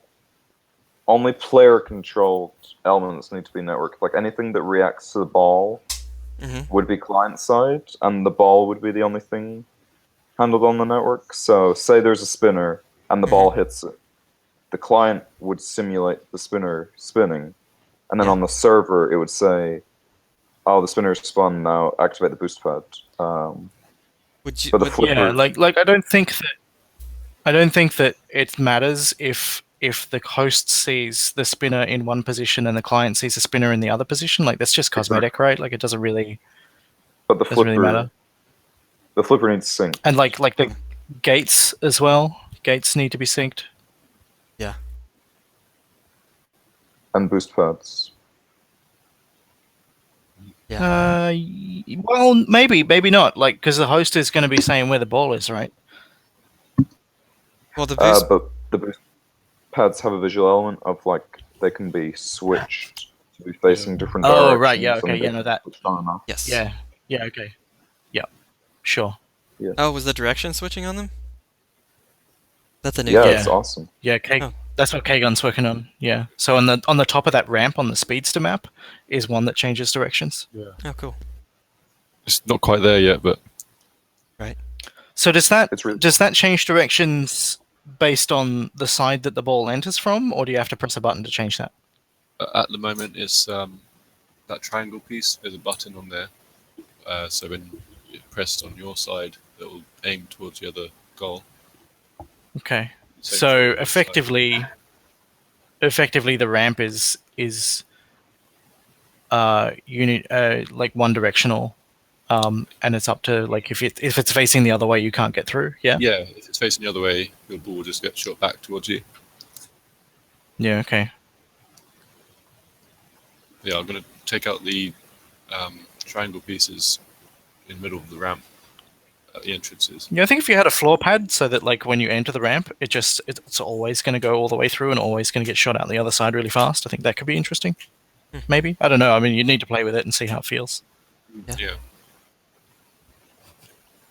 But maybe, I mean, I know we're talking about priorities, but in terms of network stuff, maybe we could also make a list of everything people think is missing network-wise, and if that's the task assigned to me and maybe Os, who's been doing some of the network fire stuff, then I Yeah. could just glance at that list, have it prioritized, say, okay, we need to Right. network the flippers, and then I'll network that. And Yeah.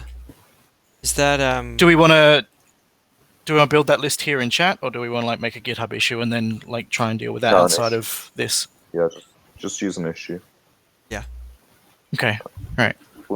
Yeah. Do There'll be you a want to lot make of that stuff. and then, if you make that and then tag people who've said stuff about what they want to see, then we can all like get a notification and then come in and contribute to that. Sure, let's do that. and so we definitely want all of that working over the network by what is it, Wednesday?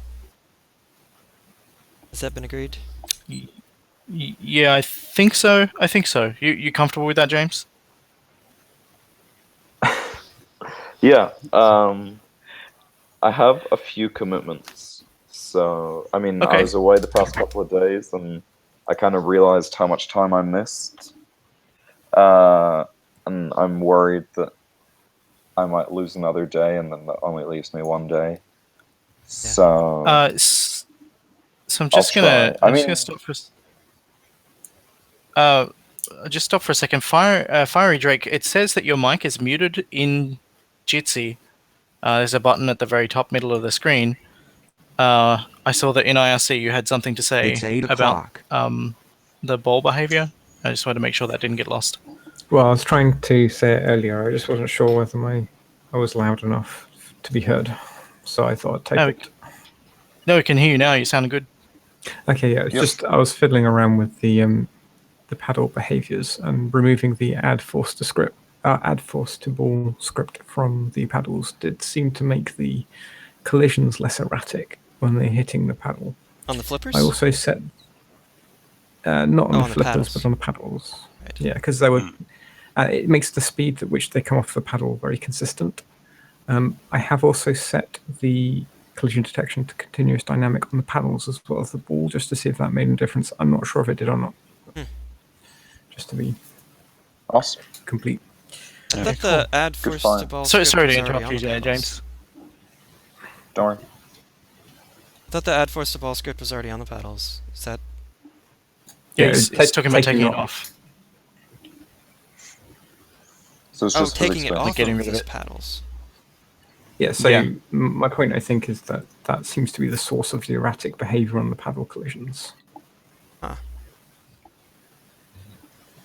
Yeah, I So think I don't know whether maybe it's... it added the force differently depending on the speed that you were actually moving the paddle, which I mean I think is kind of you kind of want that, but at the same time I think it might have been maybe adding too much force or adding force in the wrong direction sometimes. Yeah, I was wondering it's whether like it was a lot of it's getting down the to wrong... like. Go ahead, Fire Drake. Sorry. I Sorry. was wondering whether it was... yeah, sorry. Either because it was getting the wrong vector coming in and or it was hitting the collision enter more than once, perhaps. So if the paddle's moving at the time, maybe it's possible that like when the script starts, like on the network frame before it, or the physics frame before it starts, it's in one place, and then like the ball ends up entering the collision object for the paddle, and it means it's got to like pop it out, and where it pops it out to will have an impact on how all that ends up resolving. Maybe. Speaking of it, like potentially colliding with the ball more than once, or colliding like more than one frame or something, like we could probably, add a like an if statement, if then statement, or something, just to make sure that it's only going to collide once. I'm not sure if that's what it is, but it seems like a pretty simple script. There's only a couple of things that could be going wrong. That is one avenue to explore, is just making sure that it only applies that one time, and there's no chance that it could do it multiple times. Yeah, well, I think we can explore that further, like outside of the meeting, to make sure we don't get too bogged down. Mm-hmm. Yeah, I just wanted to mention it. Yeah. No, it's good. It's good. Thank you. So yeah, James. Yeah. We were just talking about the table obstacles, and then I was talking about how I might only be around for a day. Mhm. I got quite so- far. I'm definitely getting No, sorry, go much ahead. faster. Sorry, I'm definitely getting much faster with the networking stuff, and I'm like wrapping my head around it.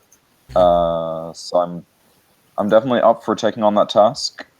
But my biggest worry is that this list has pretty much tripled. Like the list of things that need networked has pretty much tripled the past couple of days, and I'm a little worried in the next 2 days with the final push, it's only going to get bigger, and the things that I spend my time implementing may not be the things that make it really fun in the end. There might be something that comes in the last minute, then I don't have time to network it, and then all this stuff is networked, but the core fun element of gameplay isn't networked. So We could That does need to be triaged. Yeah. One possibility is we could have only some tables that work on the network, and then the rest of the tables would just work locally. That's one possibility. That that's way, something I was thinking. Yeah. Yeah. I was thinking we could have like a basic table that was networked, but I can understand why that would not be desirable.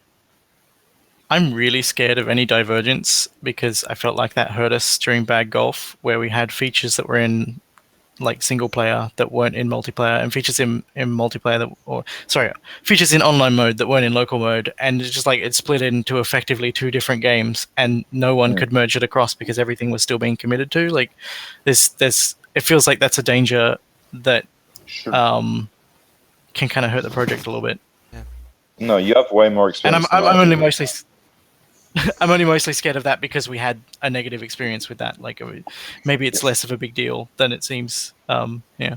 well, it's possible that the way that we handle like individual table objects being handled over the network, that there's like a more efficient way that we could do that, but it would take somebody time to actually work out how to do that.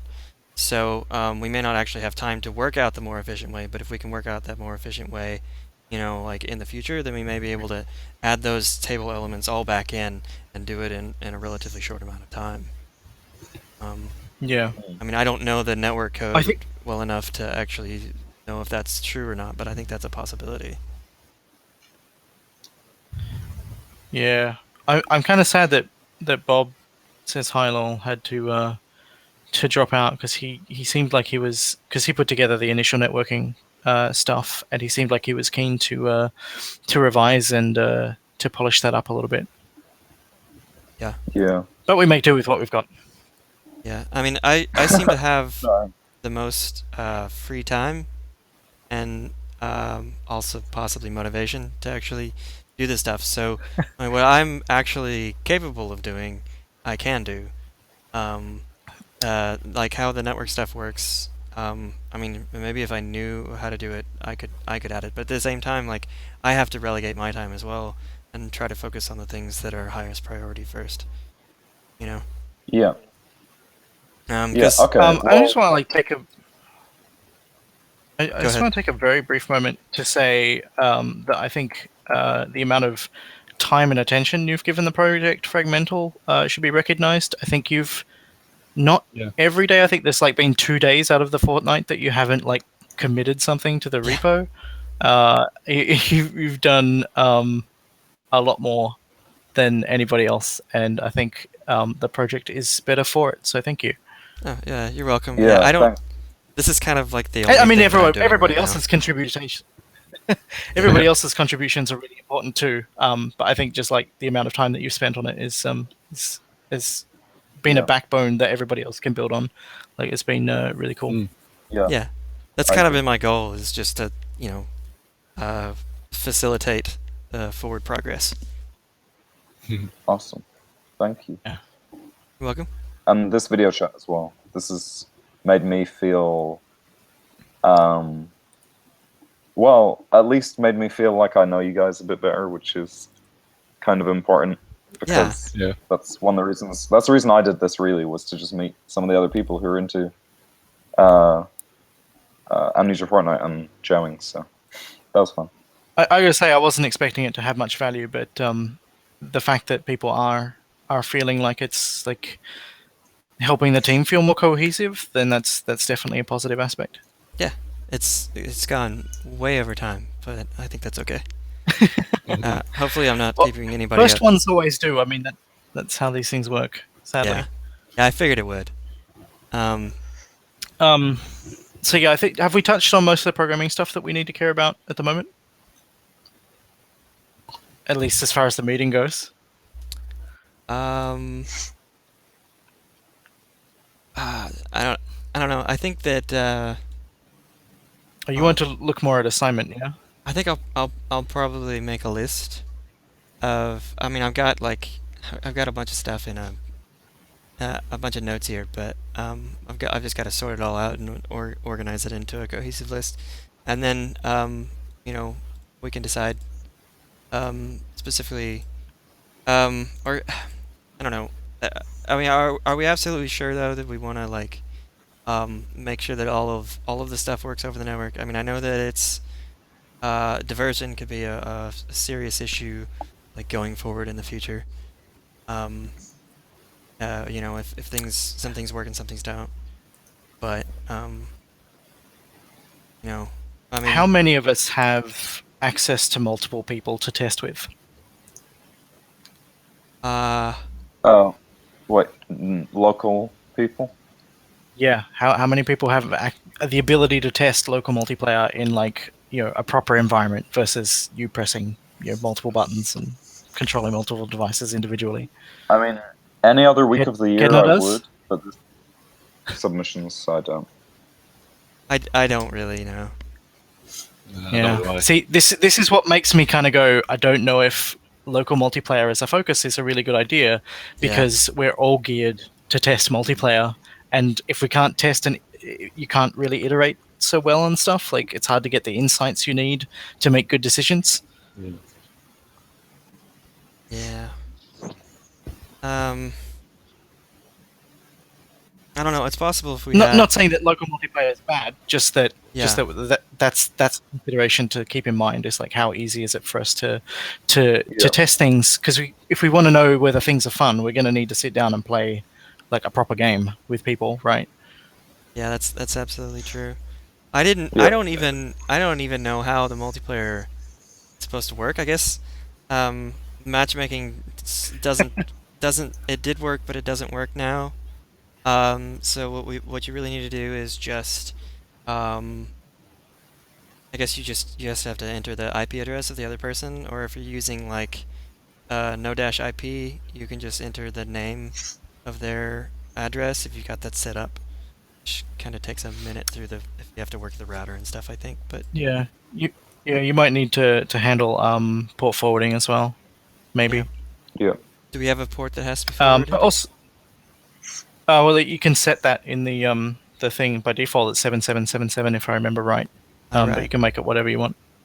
If we can use a port, default port that's always open, then people might not have to forward it. It's generally open. Yeah.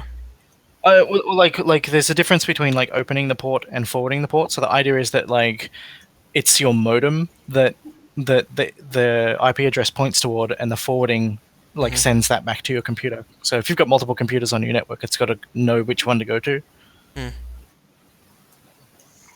Whereas opening up the port is what allows it to even listen at all. Yeah. I mean, it's tricky and it can be cumbersome, but again, as I was saying earlier, I feel like that's a fair consideration for a jam game like this. To not worry too much about that. Is it possible that we could find a port and use that port that people won't have to forward? No, networking doesn't work like that. Like you've got to explicitly say this machine is expecting people to talk on, The way that Right. I mean, we expecting could try and connections. there are like VPN services that let you have like a virtual local Yeah, like network. Hamachi. Yeah, Yeah. we could, in Yeah. theory, test with that if people didn't put in the time for the port forwarding, or like don't have the knowledge, because that is confusing. Yeah, And like yeah. every router Hamachi is is different like as super well. easy to So set up. yeah, Hamachi is so easy. So Yeah, but yeah. no, Chief, That's that's I think that's totally fine. up until this point, I was like, oh, everyone else must just be testing locally. But I guess I didn't realize we're all in the same boat. Like, we're the ones up at 2 a.m. Working on this game, Yeah. so probably we should get networking. If we can set that up soon, then test it with Hamachi and make sure that works, and then yeah, I'll try and dedicate more time. The reason I was like iffy on the networking as well is just it like literally gives me headaches. It's more work, right? Yeah. So it's not what I came to this with the inspiration of doing. Right. But, Well, I mean, so yeah, let's make that issue. Let's like identify the scope of what we want to do. Maybe we can trim it down a bit. Maybe we can maybe we can find ways to make it more manageable. cool. Oh, hold on a second. Okay. All right. So, it's maybe if we just had like more than one person, kind of devoted to working on making sure that we've got, networking in place so that we can do multiplayer, and actually do some actual testing, with 2 players. Yep. Now remember that 2 players over the internet is going to be hard. Like latency is going to be a big thing for this type of game where the ball is going to be moving fast and you're going to have to react fast. So, yeah, I mean, like I think it'll be okay for like if you're in the same country kind of thing. But if anybody's testing with me, then I'm in the arse end of the world. So it's going to be terrible. I mean, like even here, I'm talking over everyone because I've got so much delay.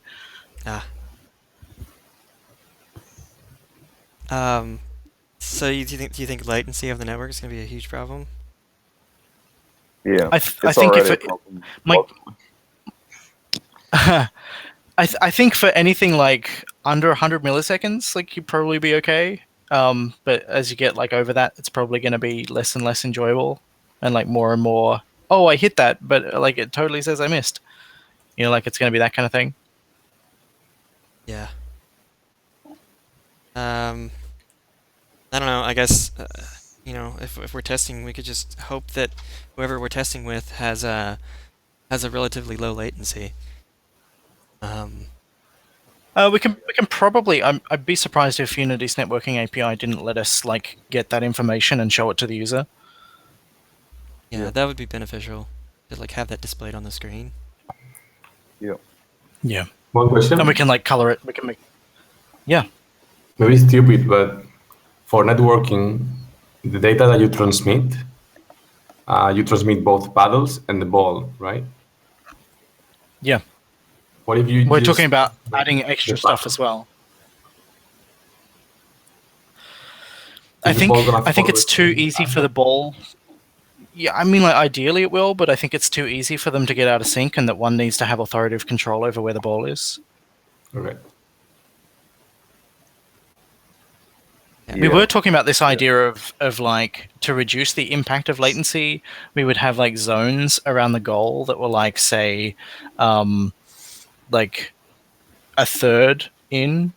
Yeah. And like as the ball crossed the threshold of that third, then that computer closest to the ball, that player became the authoritative server. So like all the like close, fast stuff was controlled by the player that mattered most in that situation. But I don't think we got that implemented, and that's a little bit finicky. Like I think that's not worth pursuing in the short term. So I can see James going, that I don't want to work on that. So who tested the multiplayer? I've tested it on matchmaking. different computers. Or the multiplayer. Which, like, did you say earlier We that have the many. matchmaking did work at some point? Like we I don't were know in if it this, ever did. like Kagan and I made it into the same room using like the Unity multiplayer service, but we didn't actually get any like Pongball networked. Like none of the spawned objects were networking. We could see each other's rooms that we created. So like I could invest time in that, but you have to pay if you want more than 20 users, so it might not be worth it. Yeah, I don't think we should worry about that. Yeah, It's. cool. I guess maybe a better question is: has anyone actually played a game over the internet? I've only done it on local network. Yeah. No, as I said, Kagan and I tried the matchmaking stuff, but I mean, I've not set up Yeah. Hamachi or anything, so Well, yeah, If- we if can I- we can do that after the meeting, set up Hamachi and get some thoughts and feedback on how well that's running. Yeah. I mean, I I'm guess. probably gonna. Go ahead. Yeah, Go ahead. I'll probably just disappear after this because I've had a long day. Yeah. Yeah, It's pretty late. yeah, where a lot I of can see people are. Light Soda's probably looking forward to going to bed. Yeah. No Yeah. point in going to sleep now.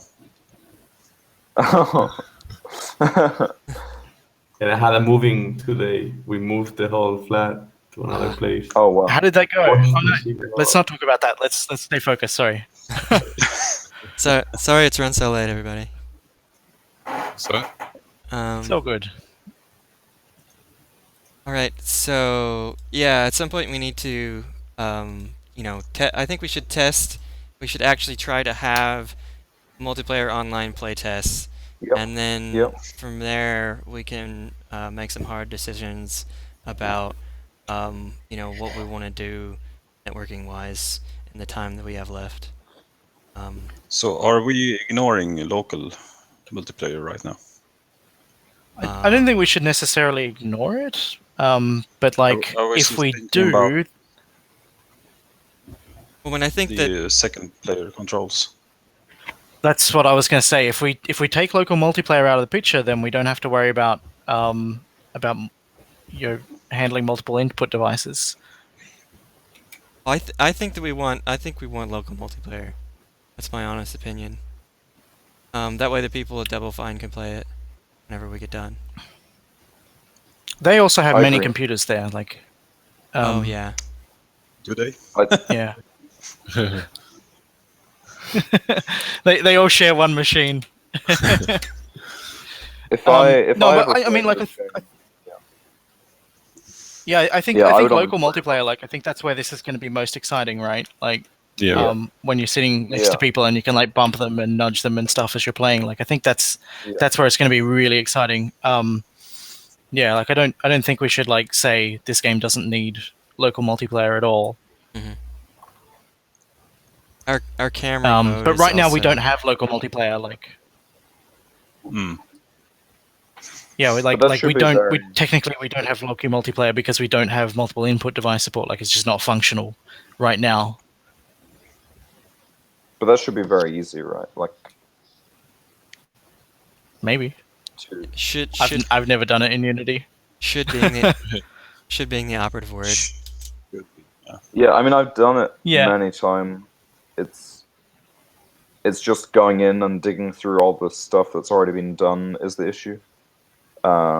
Yeah, Making sure that it's integrated everywhere, but that We- it's we just a do need to paddle. abstract out the controls as well, and like just kind of go, here's where the controls are defined. If anyone needs to Yeah. add any new things, then this is where they are. Because I don't know if the special powers are like, and the paddle controls and everything else. Like, I don't know if they're all in the same place in the code base. No. Mm. No, they're all really nicely And if they're not, isolated. then that.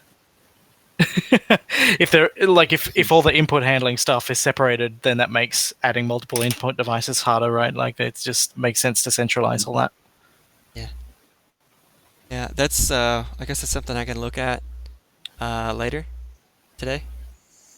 Okay. Yeah. Tonight. for. Actually, it's tonight for me as well. And Technically. yeah, because I think multiple inputs. I think it's a good thing to have by release. Yeah. Yep. Do people think that the camera should follow the ball? Like, to me, that seems like a thing that's worth doing Maybe. in terms To be of like honest, tracking. to me, the only bit of Pong that's really left is the two paddles being on the screen at once. Yeah. If you remove that, it would just be like pinball, but you've got a paddle. But then, I mean, that's not a reason to not have the camera following the ball. I think that's just an aesthetic thing that I really like about the game just now. You know, Yeah. At the moment, we could if I run the game at a 16:9 resolution, which is like full screen at 1920 by 1080, then yeah, the paddles That's are not rough. visible on the screen. Like the edges are hanging off. Yeah. Unless we make yeah, that's just true. table that- smaller. Yeah, we need to address that in some way, I think. I feel like if we have the camera following the ball over like any kind of distance that's bigger than the screen, then we can better handle different screen resolutions and different aspect ratios, and we can potentially down the track better handle different size tables. But I Yeah. do agree with it. Like, it's kind of nice to be able to see everything at once and have this kind of like situational overview where nothing is out of your view. Like, it is a nice thing. Yeah. Yeah. Yeah. Because I think it would just be really weird if you're watching the other person hit the ball and you don't even know where your paddle is. We might even be able to just like add a different camera that does follow, and then give you the option to switch between following and not following. Yeah.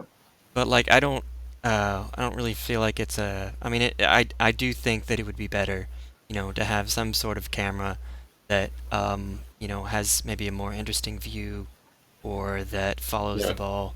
But I don't really see it as like a really kind of like game breaking issue. Yeah. And adding that. That's my opinion on it. Anyway. Mhm.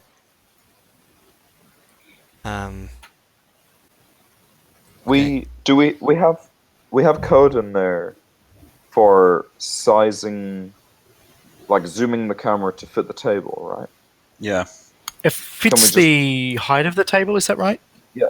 Can we just reverse that, make it fit the width, and have a background? Or width Like, if and we even height. just put we could put like a scrolling texture or something in the background. Just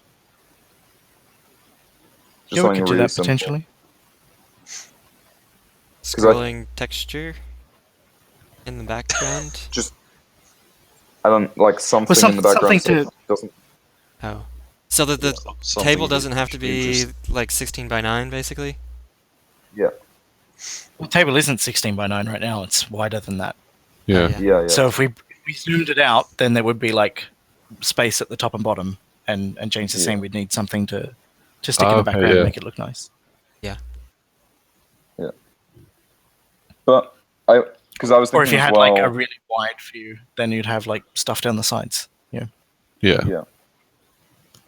Because I was just thinking if the ball is going to get faster, and the camera's going to be following the ball, if the ball goes above like bouncing back and forth in a few seconds, that camera's going to go wild, you know. Yeah. There are strategies I'm for not- like you wouldn't make it Yeah. follow the ball 1-to-1. You would have like a box within the camera where if the ball hit the edge, like the way that the Yeah. camera in Mario works, is that you can walk around Yeah, a little bit without yeah. moving the camera. Yeah. But yeah, no, it does definitely open up this opportunity for the camera to be moving around erratically and difficultly. No, I think that approach of like adjusting the scaling stuff is probably going to be the better way to go. Yeah. If we open that as an issue and we get that done quick, then maybe the camera could be an option in a couple, like tomorrow and later on. Yeah. Yeah. Let me just pop that down and yeah. I think we probably have multiple sets of notes, multiple note takers. It looks like, which is Yeah. good. I can't I've got a 3-second memory, so if I don't write a note down, like it's gone. Okay, is there anything else programming wise? Fragmental, I want to ask, which things have you taken on board here? Have you made note of that? Because I think you've taken on at least 2 fairly large tasks. Oh, yeah. I think I was talking about doing paddle rotation and holding the ball, as well as multiple controllers. I think is the 2 things that I said that I would look into. And then I think that we need to do an online multiplayer test to see how it's working now, and then decide what to do with that later, and that we probably need more than one person working on that when we do that. I mean, we definitely need more than one person testing it, which pretty much anybody can do as long as they can enter an IP address and potentially forward a port, or potentially get Hamachi. I've never really used that before. So I mean, at that point, either me and James, or I guess James and someone else could be working on that then.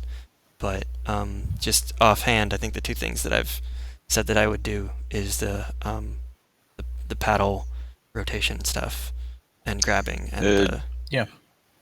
Yeah, I mean, just feel free to grab me if you need me to help on something.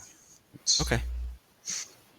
Yeah, I expect a lot of the time that because you and James and Cheeseness as well are all better programmers, I think, than I am. Like, I mean, I've got a lot of time and energy, and like I've worked with Unity a lot, so I'm more like a scripter, I guess. But there's sometimes I wonder if there's stuff that you guys would be able to do in like 5 seconds that's taking me like an hour or 2. Yeah, I don't feel like I'm a fast coder. I feel like I like to take my time and Yeah. Yeah. I think do James things is slower. probably the better programmer. Well, I mean, if you'd seen the pull request that Cheese had to review This is the thing, earlier. right? Like, this is totally normal. Everyone thinks they're a terrible programmer, and everyone probably is. Like, that's it's just the nature of stuff. Particularly in game development, we get stuff working and then we move on to other things because we have to move on to other things. You know, we can't spend 8 weeks in a 2-week game jam polishing up, some single piece of functionality. Yeah, there's a lot of times when I think to myself, I know that there's probably like at least 1, if not 2 or 3 other better ways to do this, and they might even take less time to program, but like I don't really know how to do that right now, so I'm just gonna put in this hacky garbage, and as long as it works, I'm gonna move on. I think it's always important to like I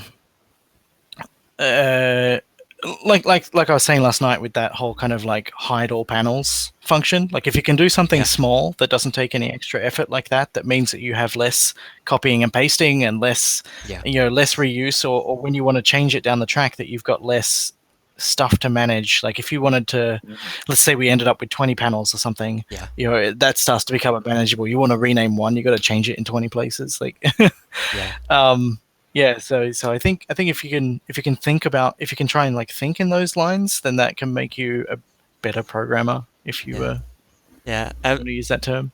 Absolutely, that's the way I've been like just doing it all this time, and that's just the way I did it. And then like last night after I did, at first I was like, that's just like more lines of code. Like I don't really see how that's useful.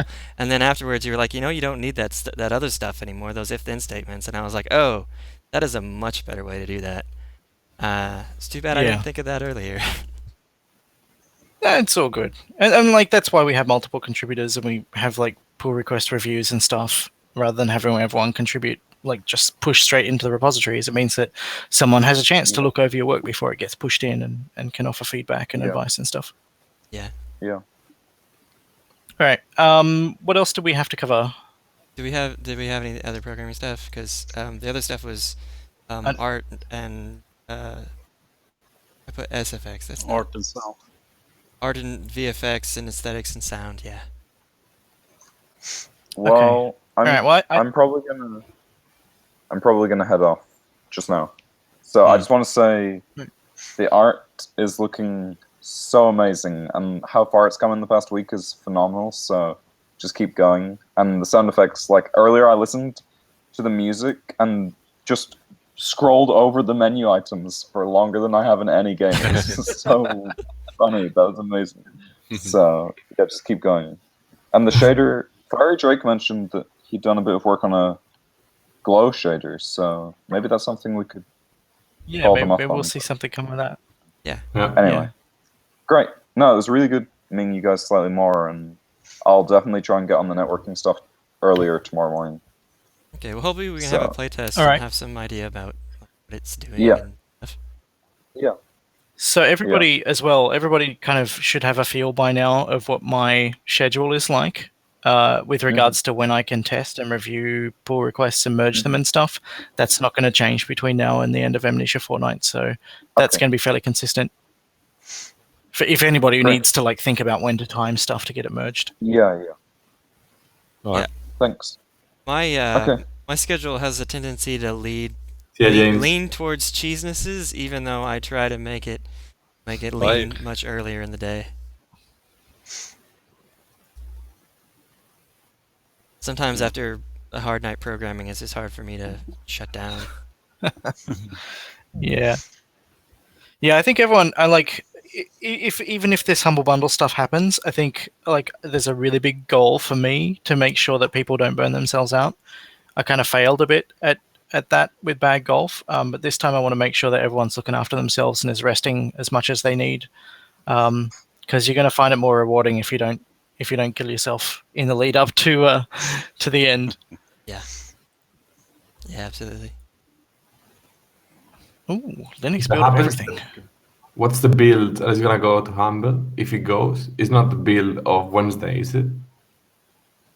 Maybe I need to iron that out with Spaff. Like I don't know what their deadline is. I know that they're going to be doing a little bit of post Amnesia Fortnight work with regards to getting things on Steam. I don't know if we will get included in that. If we do, then maybe we'll have a window for updating things. Maybe there'll be an opportunity to just update it whenever we want. I don't really know the shape that's going to have, and won't know for a little while. If I remember correctly, the prototypes from Amnesia Fortnight 2013, they did spend some time fixing bugs and stuff. Yeah, Didn't yeah. they? There was a few weeks worth of stuff. So I'm also going to potentially be working on Linux builds of the Double Fine prototypes. So when Amnesia Fortnight ends, my availability for Pongball might decrease. Yeah. Dude, but thank you. That's great. I don't know why they only publish. Wow, awesome. They don't have any Linux machines in the office at the moment. They didn't have anything to build Day of the Tentacle. I had to do all the builds here. But it's for free. You can just put it whatever. I know. But everyone is like just so busy and so focused on other projects that it's hard to get someone who can spare time to set that up. So, and I was going to be flying over for Amnesia Fortnight, and I was potentially going to be helping set stuff up now, but I didn't, and I'm not. So you just got to live with how things are going. Was that Oliver that did a lot of their Linux stuff? Was there?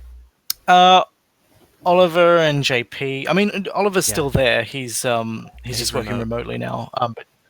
But JP and Ben Burbank and I think Brandon Dillon as well, all contributed a little bit to the internal Linux knowledge. But like Oliver's the only one there now. Oh yeah.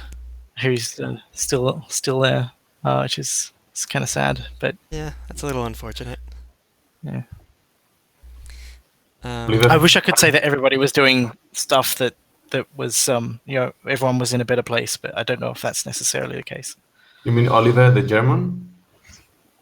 Yeah, he's moved back to Germany, but he works remotely with Double Fine now. Yeah. Because I didn't see him in the cameras, and I was wondering if he's still working for them. Okay, that's cool.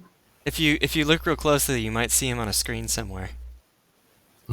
Yeah. Since he works remotely. I don't know if he's actually working on any Amnesia Fortnight projects at the moment. He's been attached to Full Throttle, and that's, excuse me, only just released. So maybe that's keeping up his time. I know that there are also people on. Chad mentioned a secret project. I know that there are people still working on that instead of Amnesia Fortnight stuff as well. Yeah.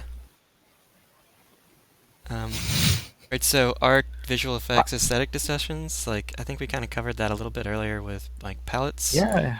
And Yeah. I would love to see like that kind of garden idea go up. I don't know if I'm going to push for it, just because I don't think there's enough time and it's not the best use of my attention. But I really like the notion of if we can have assets and stuff within the game that hints at this kind of anything goes type thing, where we want to invite people to just like contribute their own styles and contribute different stuff. If we can have something in the end of the Amnesia Fortnight build that helps communicate that, and maybe that's just like different color palettes for different levels, I don't know. But yeah, it would be really good to like have something in place that communicates that. So we got like 2 logos at the moment. We've got a bunch of different like table layouts. It would be nice to have like some more different asset variants. So I don't know if K-Gun is keen to maybe work on some different bumpers. Yeah, I'd be for interested in that. Yeah. If I I think enough time for it. I think that would be a useful thing. Yeah. That's like all this talk about networking and things. I have no idea about that side of things. So the only thing I can really do is. Is there anything that you would like to see in the game? Well, like multiplayer stuff. Oh no, like in terms of like assets and stuff. Oh, yeah, like multiple assets with different styles, or like a different object for bumpers and things. That'd be nice. But yeah, nothing specific really. I'm thinking of, but yeah. What about you, Kednar? Is there anything you're kind of keen to see explored before the end of Amnesia Fortnight? I'm with Kagan there. I also want to see more assets. I will also try to work on some variants for the bumpers and flippers. And yeah. I just remembered something. I remembered something that we probably should have brought up when we were talking about programming. Is that we don't really have. We've only got a very basic score system that doesn't really make use of all of our mechanics and stuff. Yeah, I think we're probably going to go with this whole like bumpers increase the point value of the ball. Like that just feels like the most natural way to go. That seems what people are on board with. Like, yeah. It just seems like the direction we're going in. If we do that, is there value in having like this bumper's worth 50 and this bumper's worth 100? Like pinball tables usually have that kind of thing. So like hard to reach ones are worth a bit more. But I don't know if we want to like complicate all the asset variant stuff with that right now. On that real quick, I'm going to say, how are we going to determine who is getting the score for those bumpers? Oh, it's just the score whoever adds wins up, the right? goal. Yeah, that's right. I remember now. Yeah. And that keeps it really like, it puts the focus back on scoring goals as well. Yeah. Like we have all these things. You go, okay, so there's some kind of value for me in hitting the bumpers, but then if that wasn't tied to the goals, if that was just a way to increase score, then people would just hit the bumpers, right? There'd be no reason to let the other player have access to the ball. Whereas if you want to score a goal, you've got to put it in there within their field, and it like helps the game flow a bit better from a design perspective. Yeah. Is the score also unlocking superpowers? I don't know. I feel like that's probably not a good idea, because like if you have the higher score, you're closer to winning. You don't need another advantage, if that makes sense. Yeah. What's unlocking the powers right now? There's like random every 10 seconds. Okay. It's like a 10-second cooldown. Okay, that's fun. Which I guess is okay for now. It would be nice to maybe we could make that like every time the ball hits a paddle, like that gives you another piece of charge for your free special ability or something, Mm. or every time the ball hits the opponent's paddle. I don't know. Like it'd be Speaking nice to of- charge it up asynchronously. Speaking of powers, does Aussie know that we're in here right now? I asked him if he was in here. Saw him on IRC.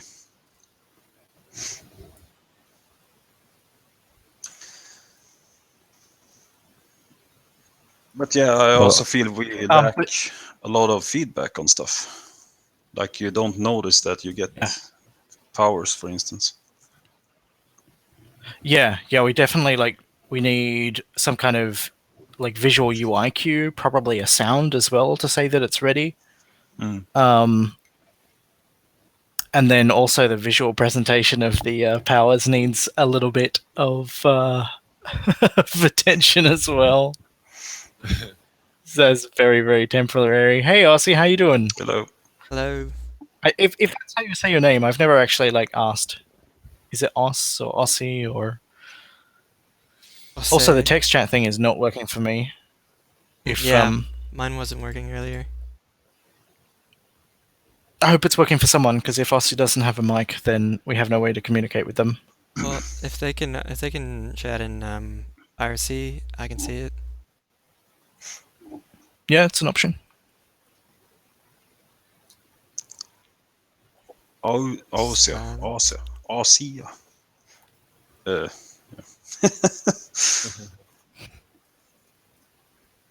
It's pronounced Leviosa, not. I don't know. I'm sorry.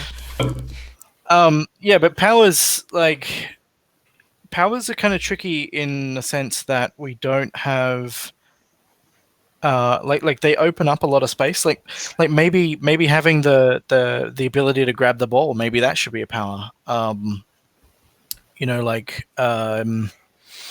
The scope that they can exist within is quite broad, and we probably want to narrow it down so that we can polish up the ones that we want to work on before the end of Amnesia Fortnight. Yeah, I'm just kind of aware that they exist, and that's about the extent of it. Yeah. So my gut says that I think Aussie was saying that maybe the obscure power should allow you to have partial visibility of the board. So maybe it's 80% opacity or something like that. I feel like that if you've got moving things, it's very easy to track them. You don't have to have a lot of awareness of like specific visual details, but you can your brain is really good at detecting motion and predicting motion. So even if you can only see 20% of it, you'll still know where the ball's going to be, and that reduces the impact of having things obscured. I don't know, but I was thinking visually it would be nice to make that look like some volumetric fog or something. I don't know whether that's anything that anybody has any experience with doing. I don't know, but right now it's just a big black square, and that's not very exciting. I imagine a cloud coming, like a storm cloud coming in and then going out. Yeah, I saw that square. Saw a square just randomly pop up on the field, and I was like, "That's a power thing," but it is a square, a cube. I guess it was a cube. Yeah, actually.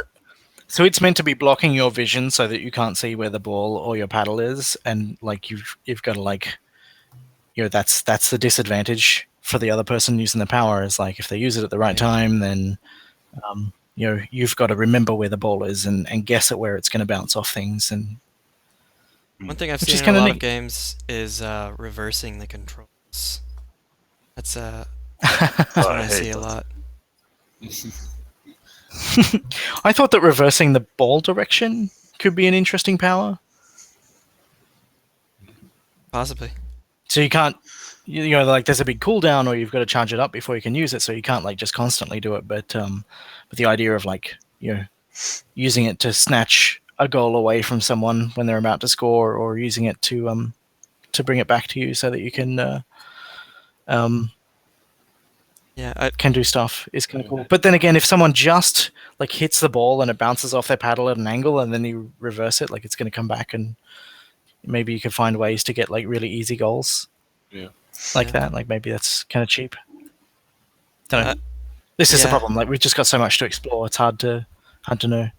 Yeah. Look at Kednar. He's already gone. With Oh wow.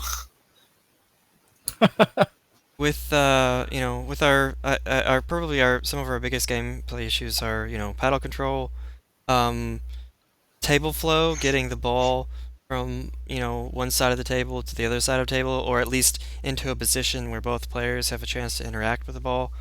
Those are like some of our biggest kind of like um uh, game flow issues.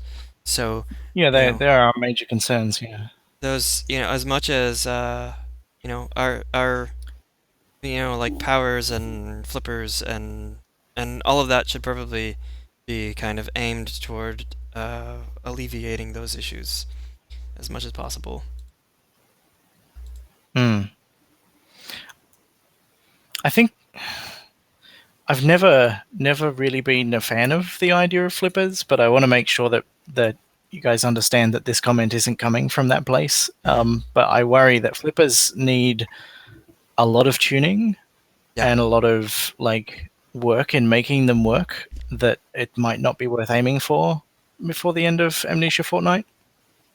Yeah, they're certainly not working the way that you would hope right now. It's possible that I could just add that apply force script to it, and it might work a whole lot better. But another issue is the way that the ball kind of bounces around.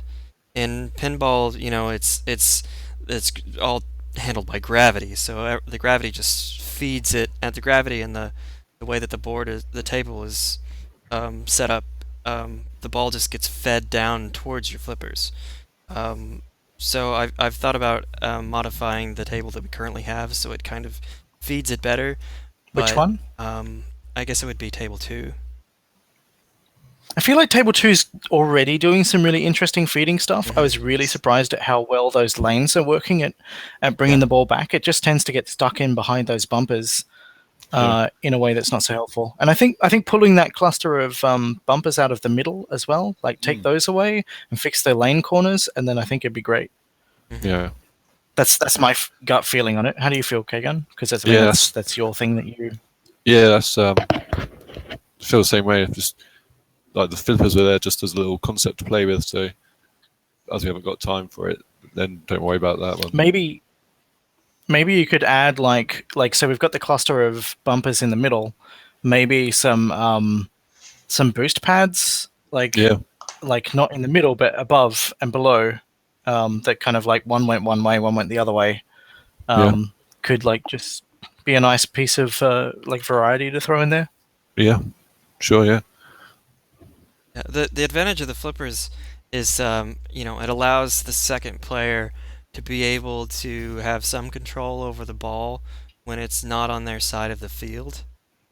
The disadvantage, of course, is that currently they don't work very well. Like they don't apply force to the ball very well.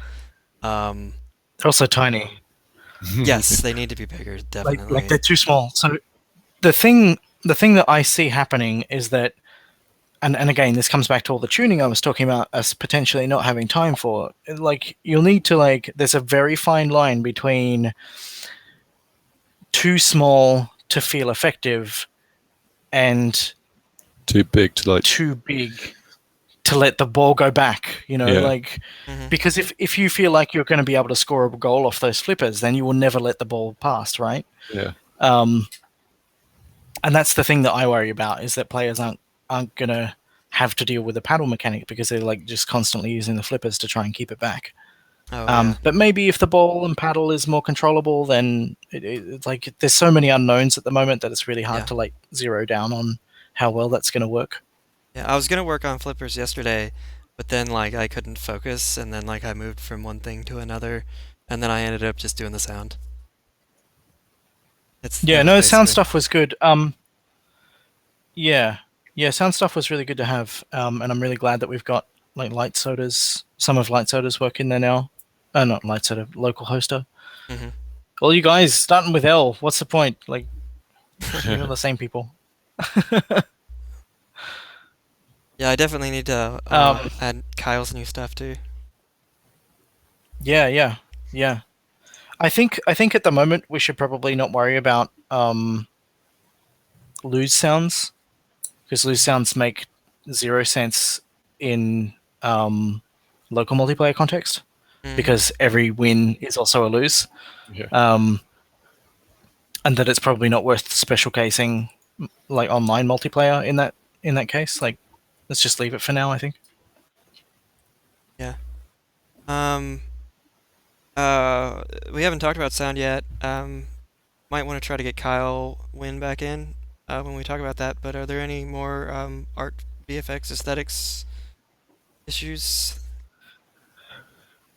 Does anybody want to see that garden thing in? Like, I'm happy to work with someone to try and get stuff in if people want to play with it. But like I said, I don't have the time to do it, just because we've got so much other stuff going on. Do you have? I mean, I guess you do have the table all modeled out and stuff, right?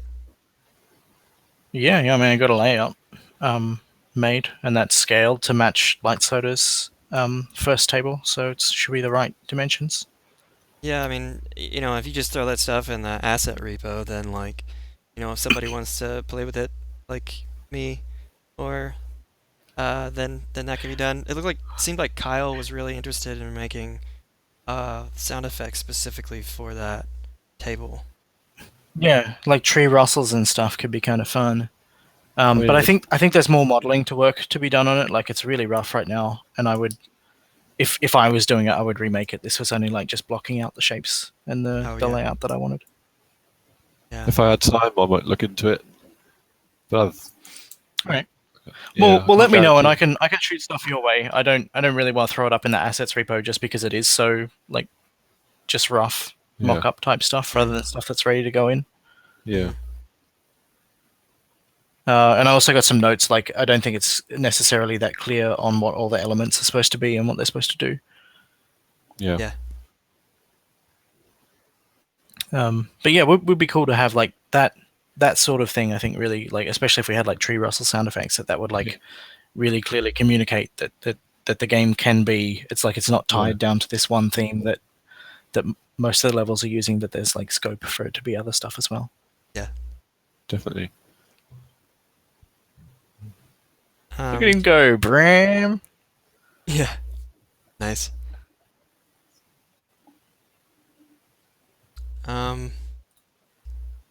So what would this be, this cloud? I think this is for the obscure power. Yeah. How would it work? How would it function within the game? So in the same way that Black Square does. My suggestion would be that we fade it in rather than animate it, because that's heaps easier in the short term, I think. So that would But then someone still needs to implement that. So overlay over your paddle, so you couldn't see your paddle. Is that what's going on? yeah, it's meant to be. My expectations for how the obscure thing would work would be that there would be a little gap, so you could always see your paddle, but it's meant to be obscuring the ball position as it gets close to your paddle. So there's like only a tiny gap where you could, like, if you were really fast and had the right reflexes and you were close enough, you could still get it, but otherwise you'd have to rely on your existing awareness of where the ball was. So it would be over the ball, so you couldn't see the ball, essentially. I think it would be over a region of the play field rather than following Yeah. the ball, if that makes sense. Yeah. Right in front of your goal. I don't know if Ossie's saying anything at the moment, because Ossie did all the initial implementation of this stuff and has other probably has different ideas to me about where it should go. I mean, like, my ideas are just like my expectations based on what Light Soda said way back when we put the pitch together. So, oh hey, we got a mic! Hooray! Hello. Is it loud enough? Yeah, no, it's good. Okay, good. Yeah, I have initial ideas for what I wanted, but you're going with different directions with it, and that's fine. So what I was thinking first was just like a panel put on top of the pinball board, and you just block your vision that way. And so that's what the square is about. It's just like sitting on top of your table. But You were talking about maybe making that so it's like partial visibility before, if I understood right. Yeah. So like have it kind of like a fence where you can see through it, but there's still large like parts you can't see through. But didn't really think about. Do you think that blocking a ball Oh no, versus sorry. a paddle? Yeah, okay. So, Aussie, how did you? How was your original intention of design? For obscure is just to put a like the idea is just to block the visibility of the player so Mhm. that they can't really see where the ball is, and so they wouldn't be able to hit it. Right. And so just some way to lower visibility. Yeah. Which would be probably pretty easy to do if it was single player, but in a in like the shared screen multiplayer situation, how do you think that that might work? Well, it will work in the same way it's working at the moment, which is that it covers half the screen or a portion of the screen, and the player on one side can see where the ball is for themselves, but the player who's being affected by it can't see it because it's covering their region of the screen. Ah. If that's what you were imagining, right, Aussie? Yeah, that's right. Yeah. Okay. Was there anything else about powers? Like, I think all of them kind of need some sort of, aesthetic overhaul. If we make obscure look like it's rain clouds coming across the screen, like that's interesting and kind of fun to play with, I guess. The slow, I don't. Maybe it could be like this kind of like radiating concentric circles or something, or It's I 9 don't o'clock. know what might work there. But how did you feel about the idea of blocking paddle movement at a code level rather than a physics level? So you're just stopping the player input when the obstruct power happens, Elsie? It'd be better for sure. But you just And have to reach into more files. Yeah. The way obstruct works now is just it happened to work. Like I just put a block in and it was blocking the paddle already. So not much thought is put into it. It works most of the time. what does it do right now? It's meant to freeze the paddle. Ah. Okay. So it puts a block on top of where the paddle's location is, and you can't move it. So maybe that would make sense to look like an ice block or something, whereas like ice has frozen the paddle. Yeah.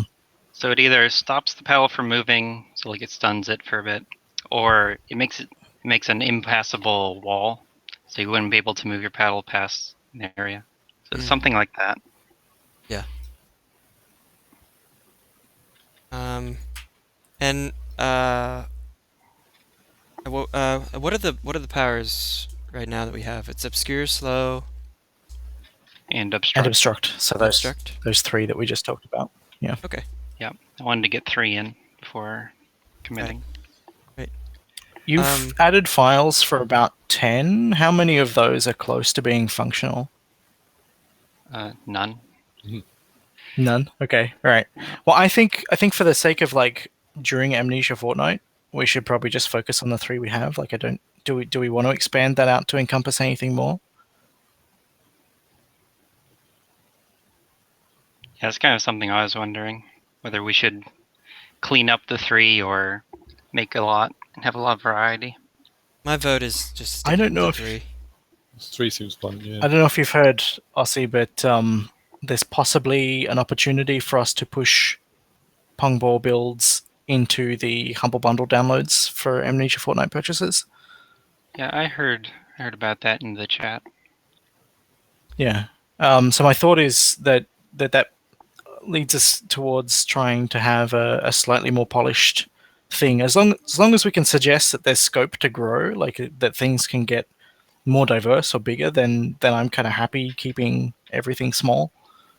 That's my thought anyway. Yeah. Well, Because powers feel like they're going to be difficult to tune and kind of get right over time.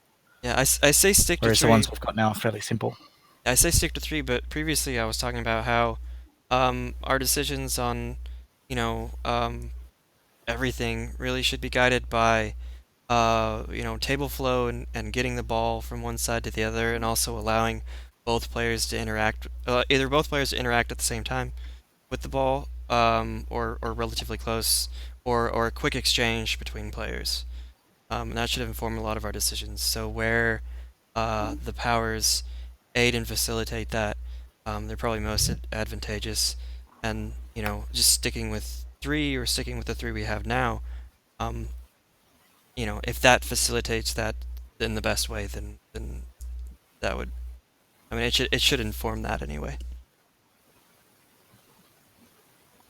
Yeah, I feel like the powers that we have are not necessarily focused on getting the ball back and forth, but they're about providing advantages or disadvantages that might make it easier to score a goal. Yeah. Yeah, which essentially... Which is fine. Like, that's a good thing to have, I think. That does allow... I mean, that does fall under the criteria of, allowing both players, or at least the offending player to affect the gameplay. Or opposing player, is what I meant to say. And also, if it means you score a goal, then that helps the game move forward in an aspect absolutely. as well. Absolutely. Yeah. All right. Was there anything else that was kind of visual or aesthetic or anything else that we wanted to touch on? There's also because I think the UI for the powers that needs to be put in. Oh, is there an indicator for of what you have? Oh, it's like in-game on-screen visual indication, right? Yeah. Yeah, so I think we probably want some kind of like charge indicator or something to say like, when are you next going to have a power, or is a power ready, and then something to indicate what you have. And I don't know, like, we're going to need to decide at some point whether we're happy with just random powers appearing, or whether that's going to be like something that you pick as part of like your paddle setup.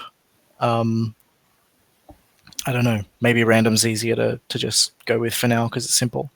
So do we just like want some text on the screen that pops up that says like player 2 obscure activated or something? Yeah, I put a few like concepts in the forums. It was looking like the text was looked best. I haven't seen that. You have experience with UGUI stuff, Aussie? No, I don't. Okay, I'm probably best capable of handling that then. My feeling is generally that isn't so hard either. It's the multiple elements inside of a user interface that's really the most difficult to do with UGUI.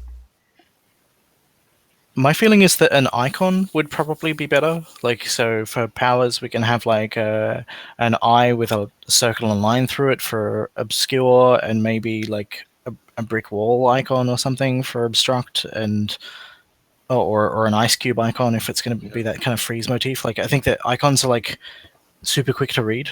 Yeah. And you're going to need that. Yeah, I agree, but I didn't find it showed well. Yeah, they have to know what those mean as well, and also it should probably be like up, like in your face, otherwise someone might miss it. One of the things that I was thinking that could work out really well is to have some sort of sound play, and then on one side of the screen you can kind of see that there's this little, maybe this little visual effect, little echo visual effect kind of thing that shows like, hey, they've activated their special power, and then we have this little ding thing to signify that. That's kind of different from when you activate your own power, just kind of to draw attention to it so you know what's going on. Yeah, some kind of audio cue would definitely be really helpful for that. I think it would make sense to have also a sound for like when the power is ready to be used. Oh yeah, there is a sound. Localhoster had some sort of sound for like powering up. It's like it's kind of long.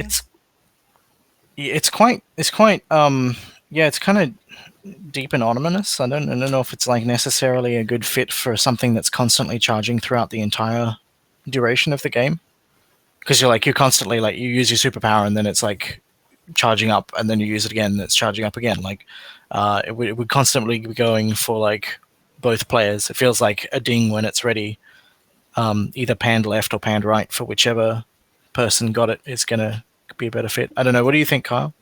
I could definitely do that. I think a little kind of charge up sound with the ding, even like kind of that conventional like kitchen timer sound, kind of just that vibe of idea. Of course, obviously like more fitting the theme, but that kind of same like response that like, oh, I know my enemy has their power activated, so you're not like, what the hell was that? So kind of something that was very familiar, I think would work really well for that. I could have a little, power up ding sound, as well as for like your own ability, and then I'll probably have some sort of enemy ability activated sound too that I'll add to my list of stuff to do. Yeah. Well, on a All right. on a local shared screen, like Yeah, only one of them makes sense, because if you like, whoever activates their power, there's going to be both sounds playing at once. If that makes sense, if you got like two players on the same computer. Is it doable to not have that be? Because obviously, like if you're playing same screen, you don't need to have the sound for whenever your enemy does their thing or like activates their ability. But I think the activating the ability and when it's ready are both things that would be really good to have in both local and online play. And then if it's I assume it's pretty easy to toggle off that enemy ability used sound effect when you're on same screen play. Yeah, I mean, and if it's in the assets, it can always be implemented later. Like there's some stuff for we can mess with it. Yeah. In the short term, I kind of feel like if you hear the sound and you didn't press the button, then you know that your opponent did it. Yeah. Yeah. As like a way of like, I don't know that it's necessarily going to be a big deal. So like maybe we should implement just the one first, and then if it feels like it's something that needs more attention, then we tweak it up. Yeah, but I mean, if you're making the asset right there, and you feel comfortable in like adding one for like the enemy, it might be easier to do it then, and then it could just be in the asset folder, and it might not get used right away, but probably eventually it would be. Yeah, if it's easier to make them at once, yeah. Yeah, I can churn out sound effects pretty quick, so I shouldn't foresee an issue doing that, especially because it's kind of this. If it's like of this kind of vibe, this futuristic vibe, I've got lots and lots of different material to draw from, which is nice. It's not something that like takes me super out of my comfort zone, which is cool. Yeah. Which kind of brings us on to that whole like how excited about that garden table concept idea are you? Is that something that you're excited by at all? Yeah, I mean, I'm stoked on it. I think it'd be really cool to implement, but obviously, like, if there is not time for it, that is perfectly okay with me. And it does mean, like, I would have to make essentially a whole nother set of sounds because it's such a visually different design. I think it would be perfect if we plan to do it, continue the project after. But I totally recognize that for 2 more days, it's probably not the best to allocate all of our resources into an entirely new map. I think it's probably best to, make sure what we do have is of a shippable quality. Yeah. Rather than focusing on adding new stuff. So I'm definitely fine with that. Like, it'd be cool, but it's not a huge deal to me if it's not in there yet. I can't remember if you were around when I've mentioned it, but and again, like nothing's been decided yet, but there might be a possibility of us getting Pongball downloads into the Humble Bundle download set that people have got. So that puts a little bit more pressure on to make things feel a little bit more polished. Yeah, exactly. That's kind of what I'm planning for that to be a thing, just in case. Like, if it's not, then it's fine. We have a well polished kind of base level game. And if it is, then we're shipping something that we're moderately proud of. Yeah. And like, I think as well, like the way that we should be thinking about that is that that's an opportunity for us to A, show off what we're doing, and B, potentially attract new contributors. So we shouldn't think of like, oh, it's we got to get it like release ready type thing, like, because everyone else's games are going to be pretty rough too, right? I think for I want me, to make it's sure that kind of people just don't like feel overworked. Yeah, definitely. I suspect that we won't, even if we do end up on the Humble Bundle, that we won't end up in Steam, just because like somebody has to publish that, so they would essentially then be our publisher. You know what I mean? And yeah, and like that would make sense still, like for Double Fine to, because this is produced by the Double Fine community. Like it would make sense for Double Fine to be the ones to be the I guess custodians of that that stuff.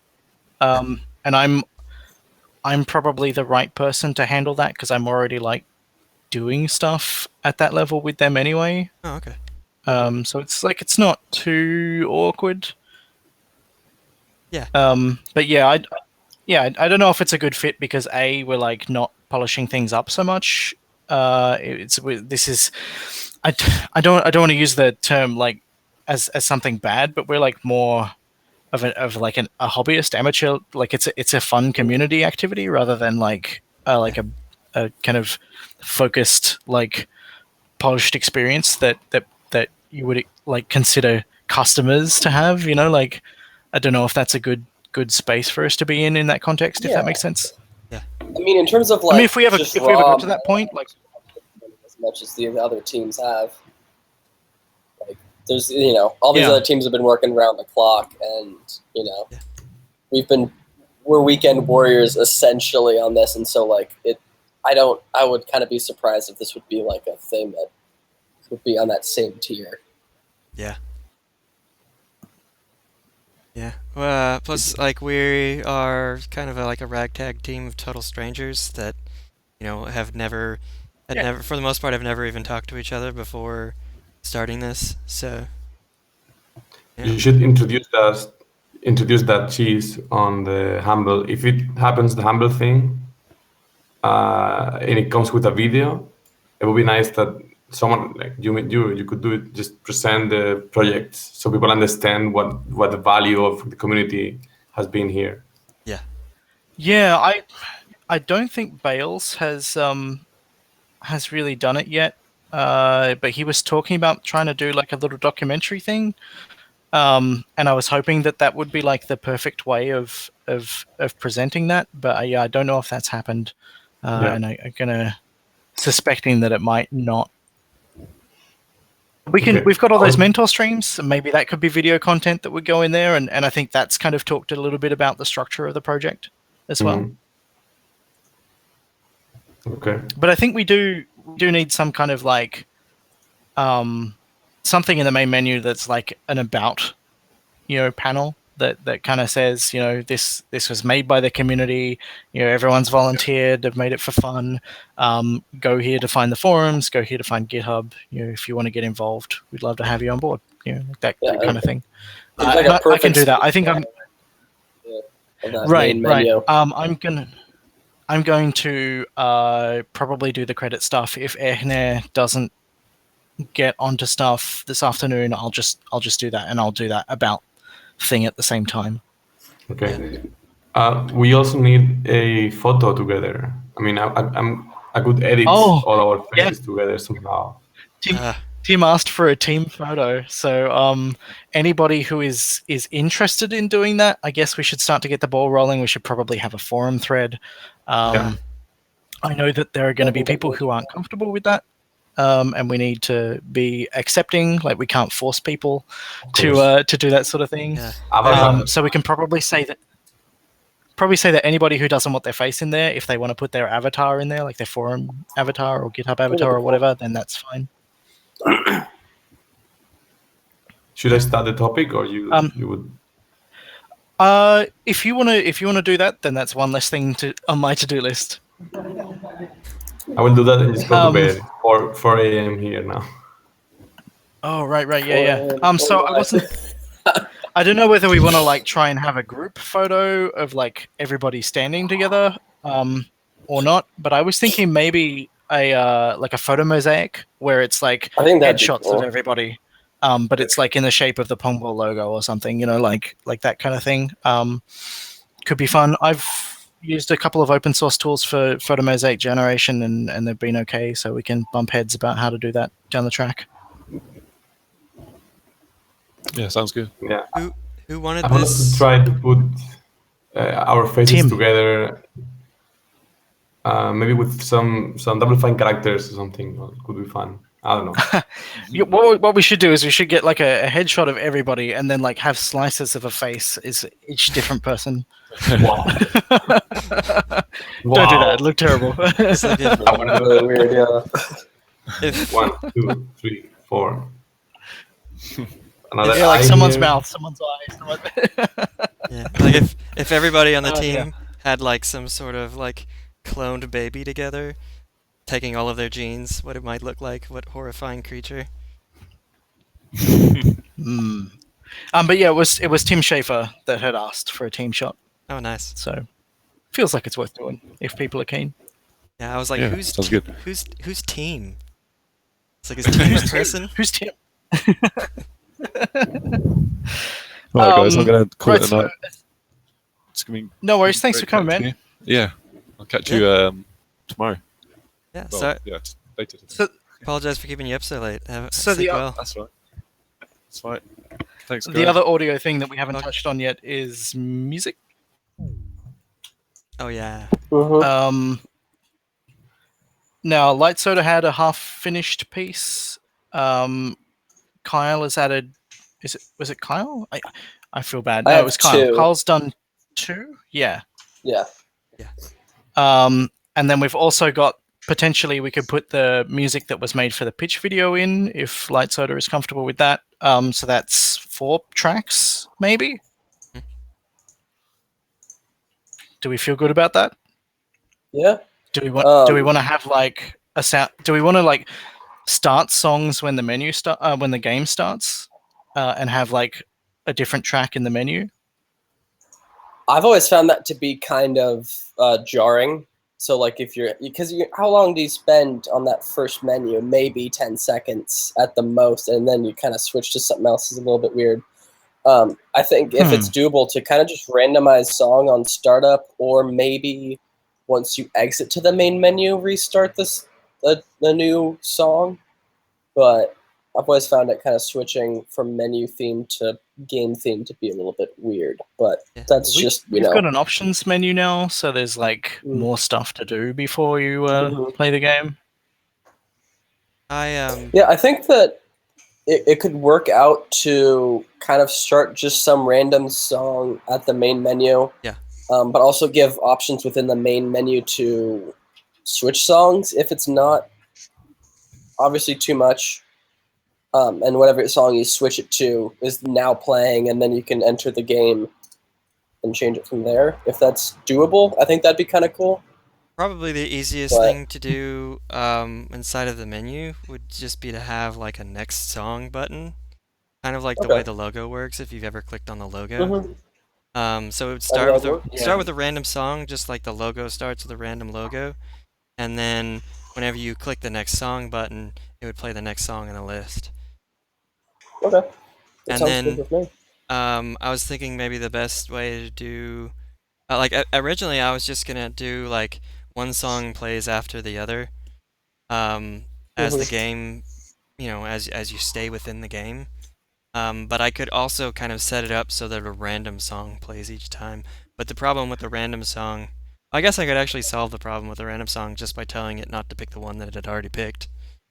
Right. Would it be better to kind of go where whatever song you've picked, we're just going to repeat that, but there's a key binding that you can press that will just like jump to the next track while you're in the game, and it'll always repeat the one that you're on until you like choose it to be something else.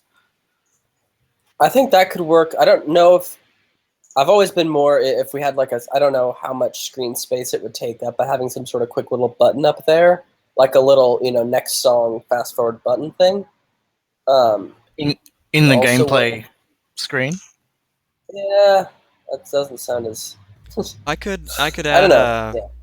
I could add a menu to the game screen so that when you open that you can like just hit the escape button, and then or maybe like a start button on the controller, and then it has a screen, and it could give you an option to change the song or exit back to menu, or maybe other I stuff. think that'd be that would just kind of make ease of use a little bit, more professional. I think that'd work really well. Maybe I could add a toggle where it says, just like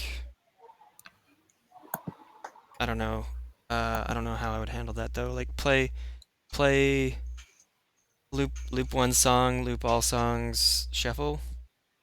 Maybe I don't know. I'm concerned about trying to do too much though. Yeah, that sounds a little complicated. I think we could just have the same song repeating and give the user the option.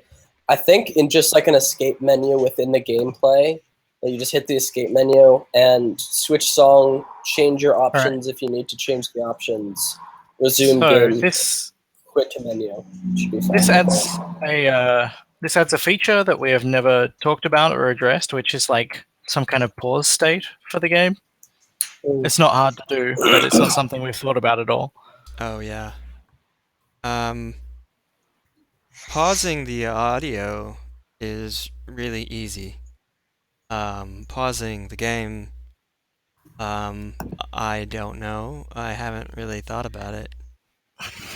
Unity's got some stuff in place where you can like set this sort of state that things shouldn't be happening in, and it like pauses physics simulations and that sort of stuff, but still lets GUI things work. And that might be the way to go. I think you can just pause the time essentially. Yeah, okay. I was thinking like with music, like it would be better to have a mute button on a pause screen than to pause automatically, because that may not be what a player wants, right? Especially if you're changing the music track. If the music track is paused and you can't tell that it's changed, it's kind of a bit of a pain. Right. I just have to prioritize that stuff with the other stuff that I've already said I would do. Longer term, if we end up with lots of music being contributed, it would be neat to have something in the options screen where you can like set up a playlist of like, I like these songs. These are the songs I want to hear while I'm playing. Yeah. But that's definitely a long-term thing, right? Yeah.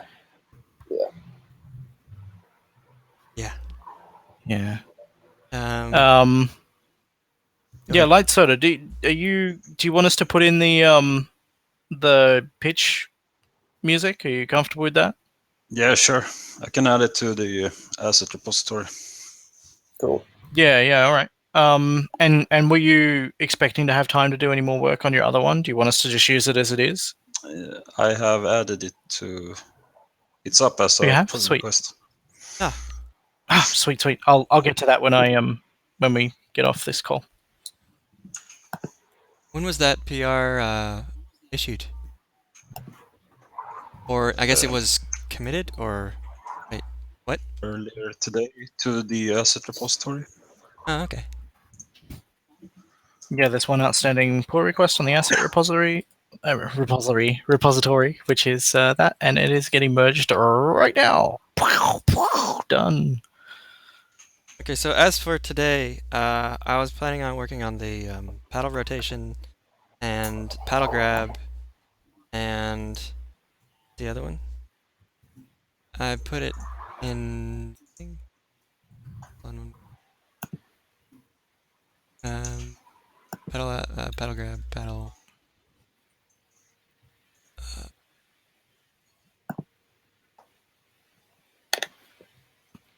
Was anybody going to mess with the curved paddle collider, or are we just gonna go with what we have here? Were you going to look at serving as well? I think I was going to look at serving as part of the paddle grab stuff. The grab, yeah. I don't know. I swear I put that in. I put what this stuff was in a list somewhere, but I didn't.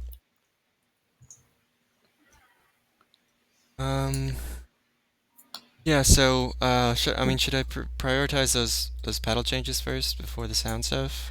I think the paddle stuff is the most critical thing Because if you get to that to a point where you think we can identify what's working and what's not, and we realize that it's not working, then we want to know that sooner rather than later, right? Like if we need to take a different direction, the sooner we know that, the better decisions we can make, and the more time we have to react to those decisions.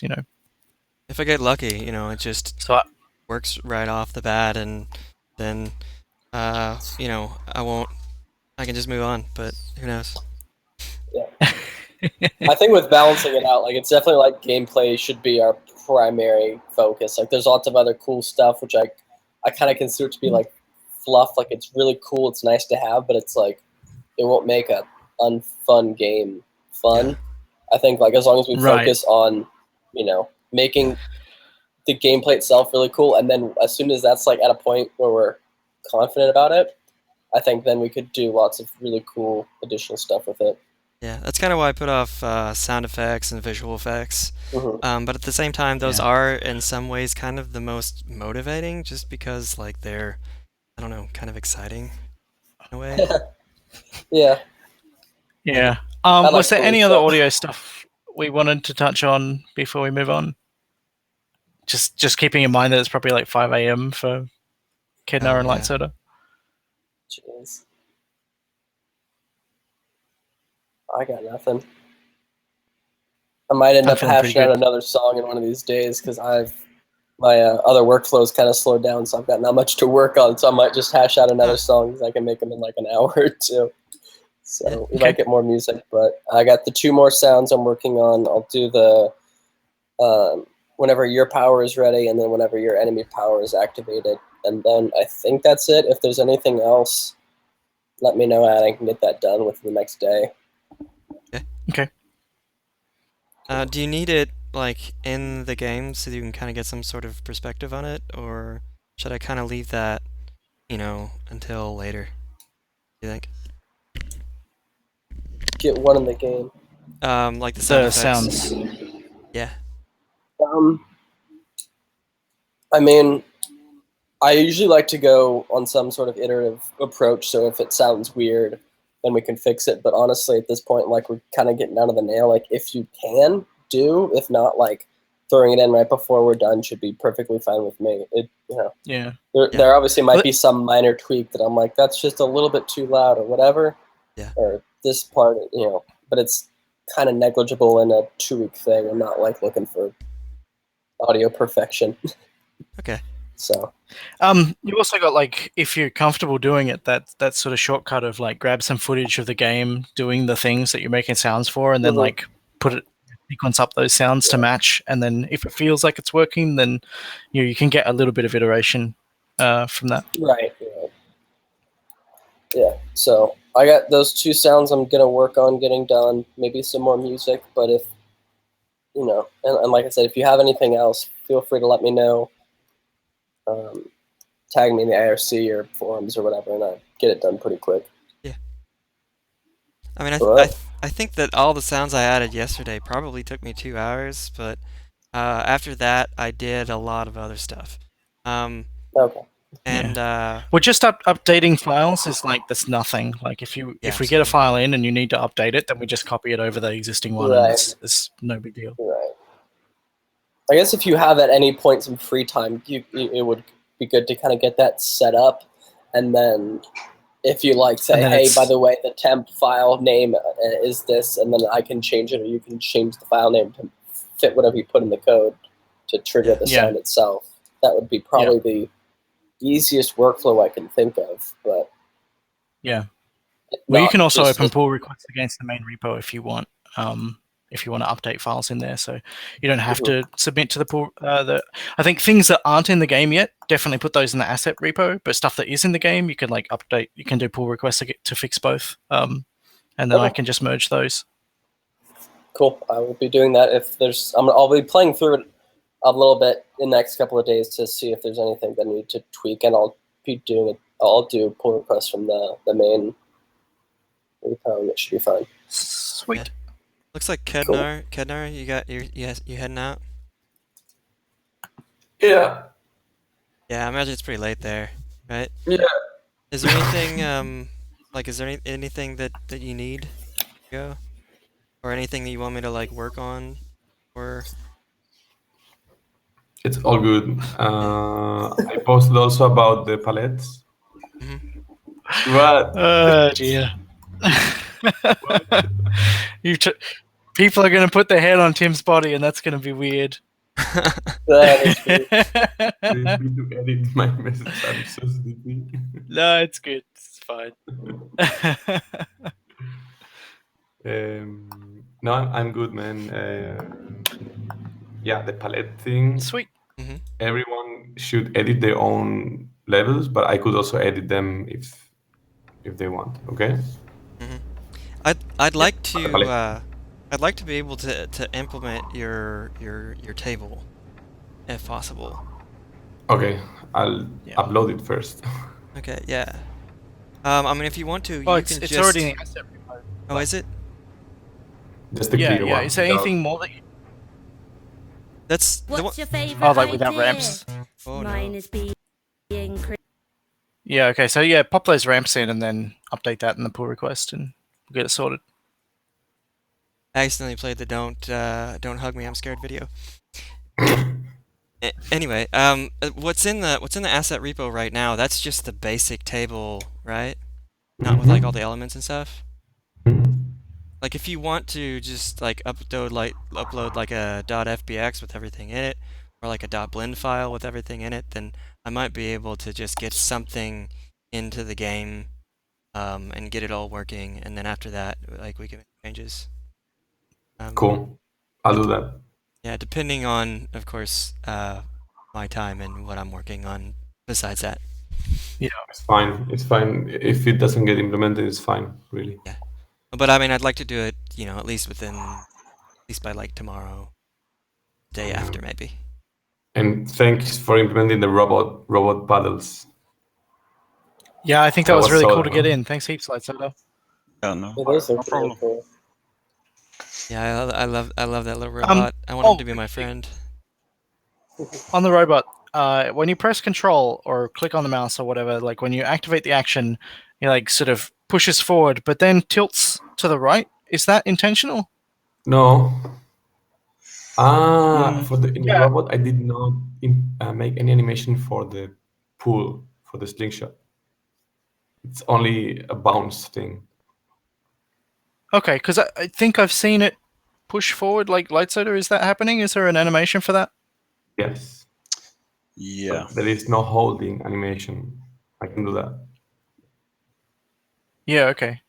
So right now I just trigger both animations at the same time for the curved pedal and the robot pedal, which should not happen. Yeah.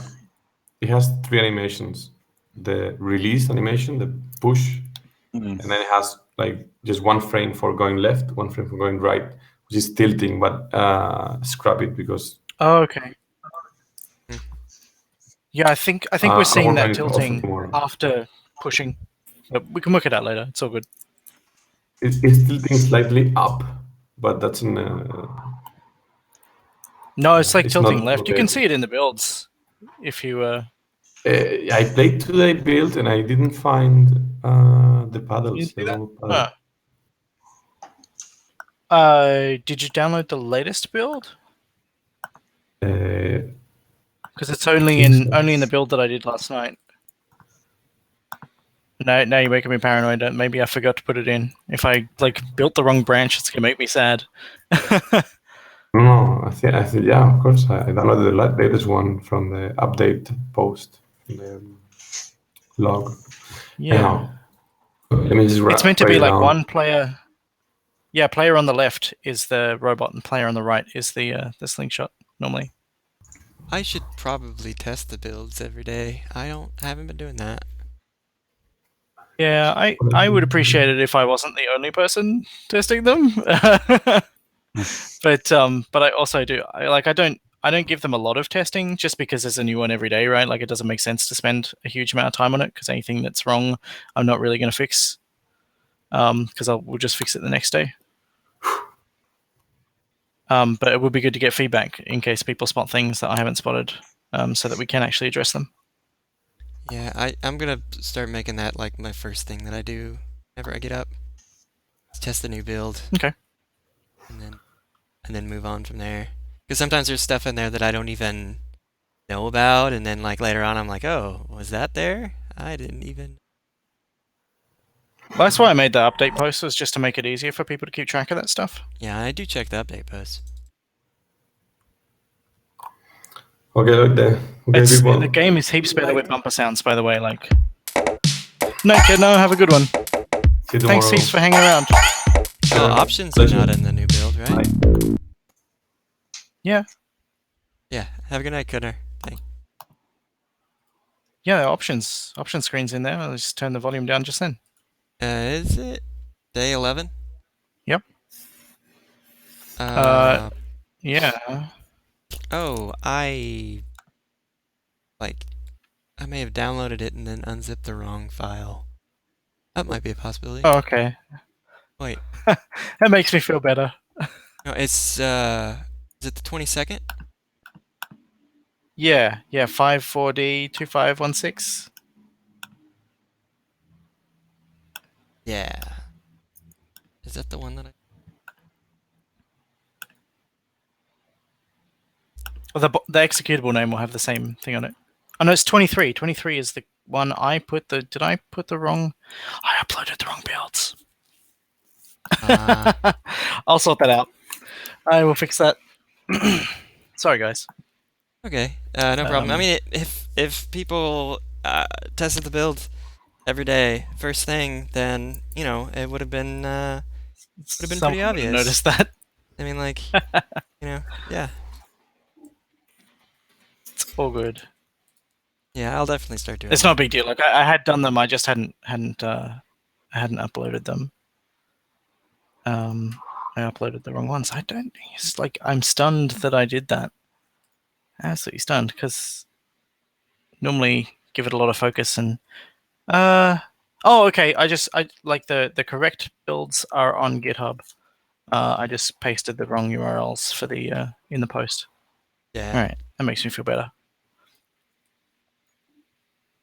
Fixing that now.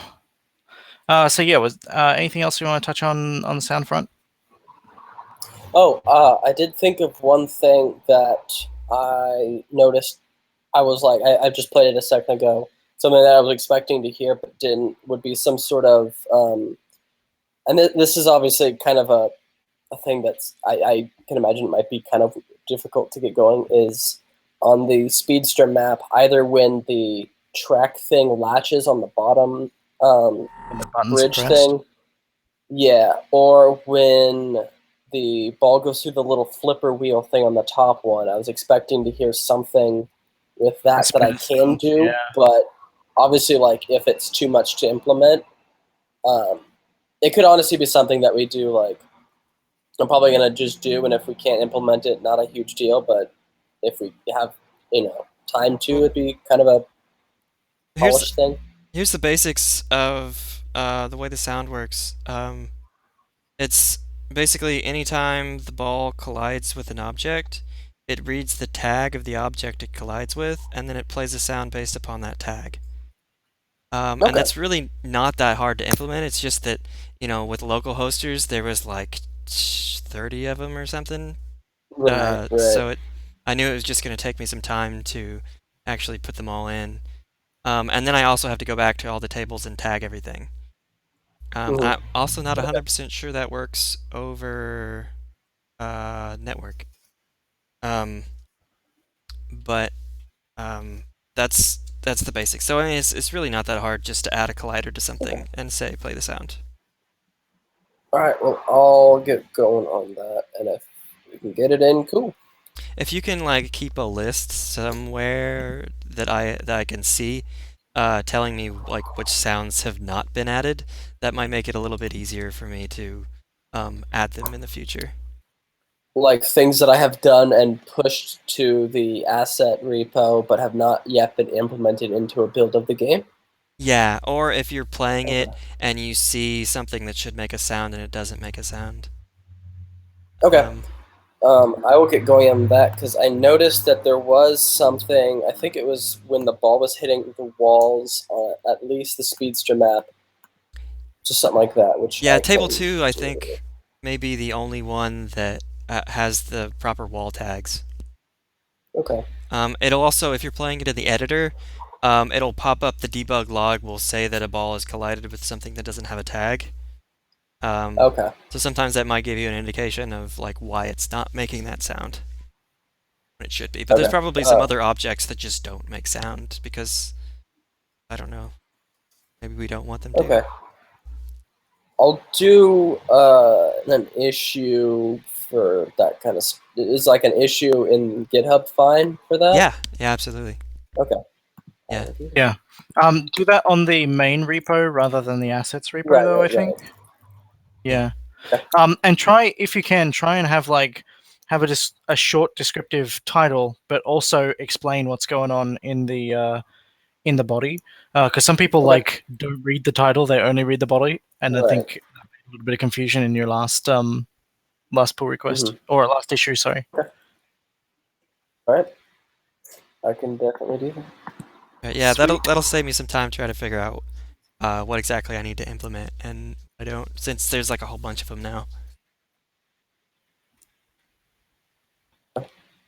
Yeah, you can also look Fragmental. You can look at the if you look at the code base in GitHub, it'll show you when the files were last updated, and so you can go, okay, well, I last updated Kyle's sound effects 2 days ago, so everything that's within the past 2 days needs dealing with. Yeah. And I like right now the only thing that switches is the paddle, so I'll probably have to add, like a whole like set, which I don't think would I'd be put that all on the hard. game selection screen, maybe. You think so? Yeah, that's kind of what I would aim for, maybe. Yeah. In terms of changing the audio set, because it's under the main options menu, but it's not as easy to get to. Like yeah.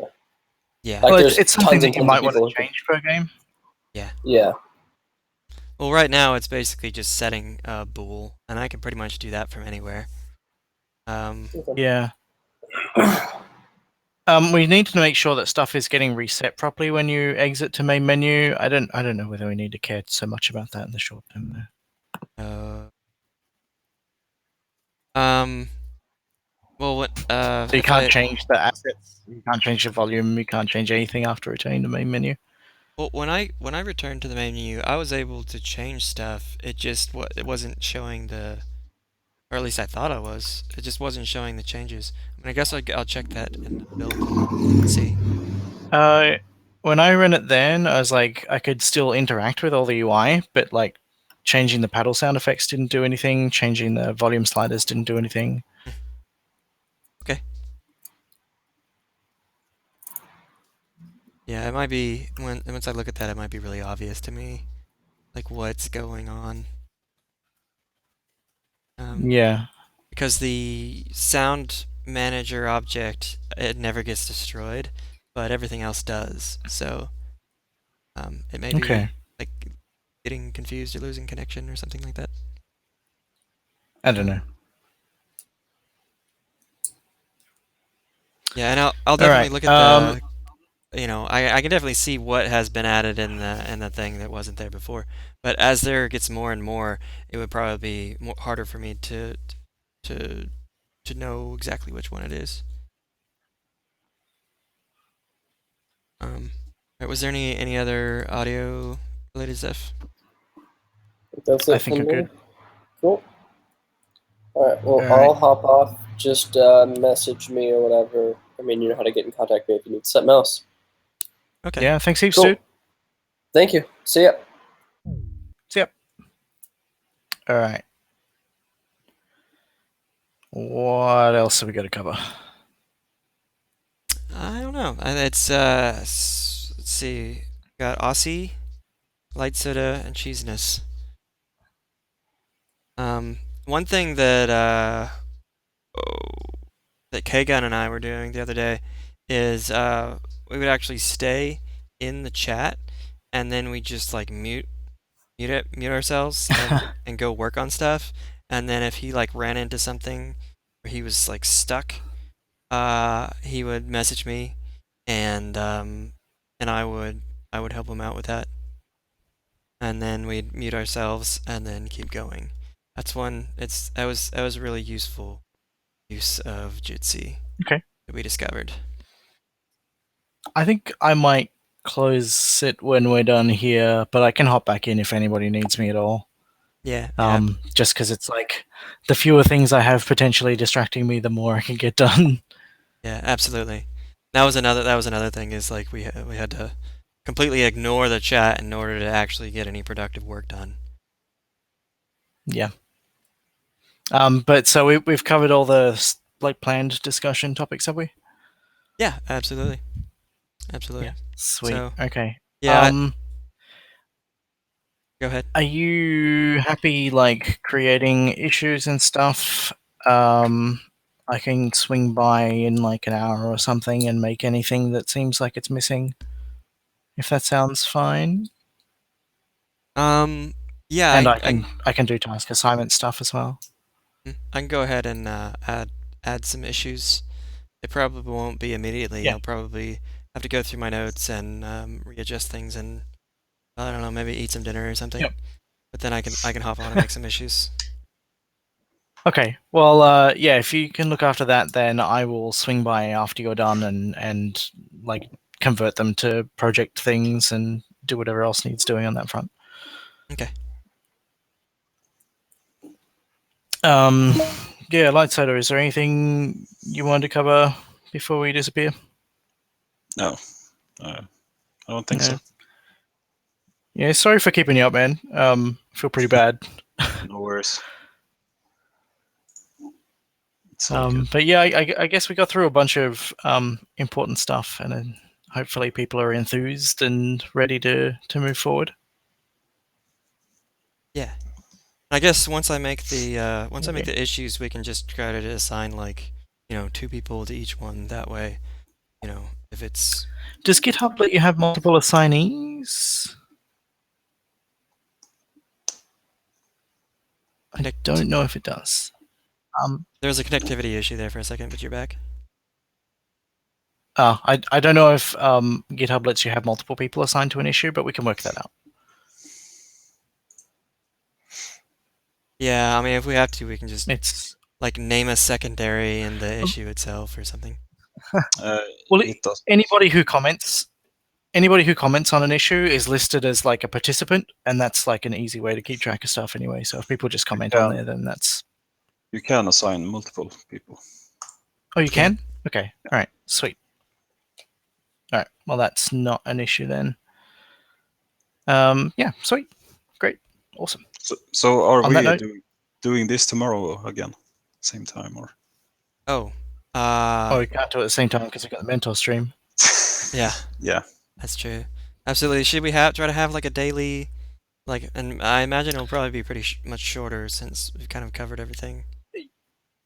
Yeah, I feel that there's a risk of having like, so the overlap time that I'm awake for and that Light Soda's awake for and that you're awake for is pretty much that, just like 2 or 3 hours around the mentor stream thing, and that it's best to make sure that that time is spent productively, I think. Yeah. And I'm scared of like these kinds of meetings. Like they're good for everyone. They're good for morale. They're good for motivation by the looks of things. But if they mean that, like, so K-Gun said he was going to go and mess with some stuff and maybe remove that center pillar from the speedster map, but I won't see that before I do the next builds. Yeah. So there's another day lost there, which is, I want to say it's disappointing, but it's, I mean, like, that's just the nature of the thing, right? Like, we have that, but I think if we make sure that we're working during that overlap period, then that's going to be most beneficial. Yeah, I mean, we could try to have like a set time to do like a really short, 15 to 20 minute kind of thing, just to like, so everybody can kind of discuss like, hey, this is what I've worked on, this is what I'm working on. I think that would be beneficial, but at the same time, you run the risk of, running overtime again, and yeah. Well, I think that if that's going to happen, like, it has to happen like before the mentor streams, like by a number of hours, kind of thing. like that kind of first time slot that we were discussing would probably be a better fit for everyone. Yeah, like an hour or two before that. Oh, I guess 2 hours might be a little bit too early for you, right, Cheeseness? It's fine for me. It's not a big deal for me. And I'm one person out of like there are probably a dozen people all up that would be interested in being involved and participating. So yeah, like I'm the minority, and I'm already being kind of odd hours and flexible to make all this stuff happen anyway. So it's no disruption to what I'm doing. I'll update my post on the forums to get feedback about that. How does that sound? Okay. Well, okay. Sounds good. I don't know if you're subscribed to that post, Light Soda, but it'll be there anyway. As long as I don't like make the post and then my computer crashes and then I forget to make the post because I didn't know that my post was still open and hadn't been posted yet. My computer crashed, which is what happened to the post about this one. Yeah. Jesus was like, "Hey, is anything happening with that? Did that happen today?" And I was like, "No, that's happening tomorrow. Why didn't you see that in the forum?" And I looked at the forum and it was gone, and I was like, "Why did this happen?" And then like I looked at my outliner and it was like, "This is a window that was open when it crashed," and I was like, "Ah, garbage." So. Yeah. Oh, it's all good. Yeah. All right. All right. Okay, I'm gonna go and lay some cable, and then I'll be back. That is like a really bad term. I'll catch you guys in a bit. Later. See ya.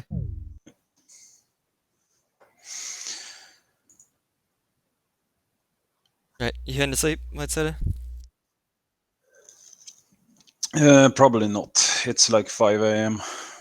Oh. And I'm going to work in like 2 or 3 hours. Oh my gosh, did you get any sleep at all? Fine for one day. It's just a sleepless night tonight.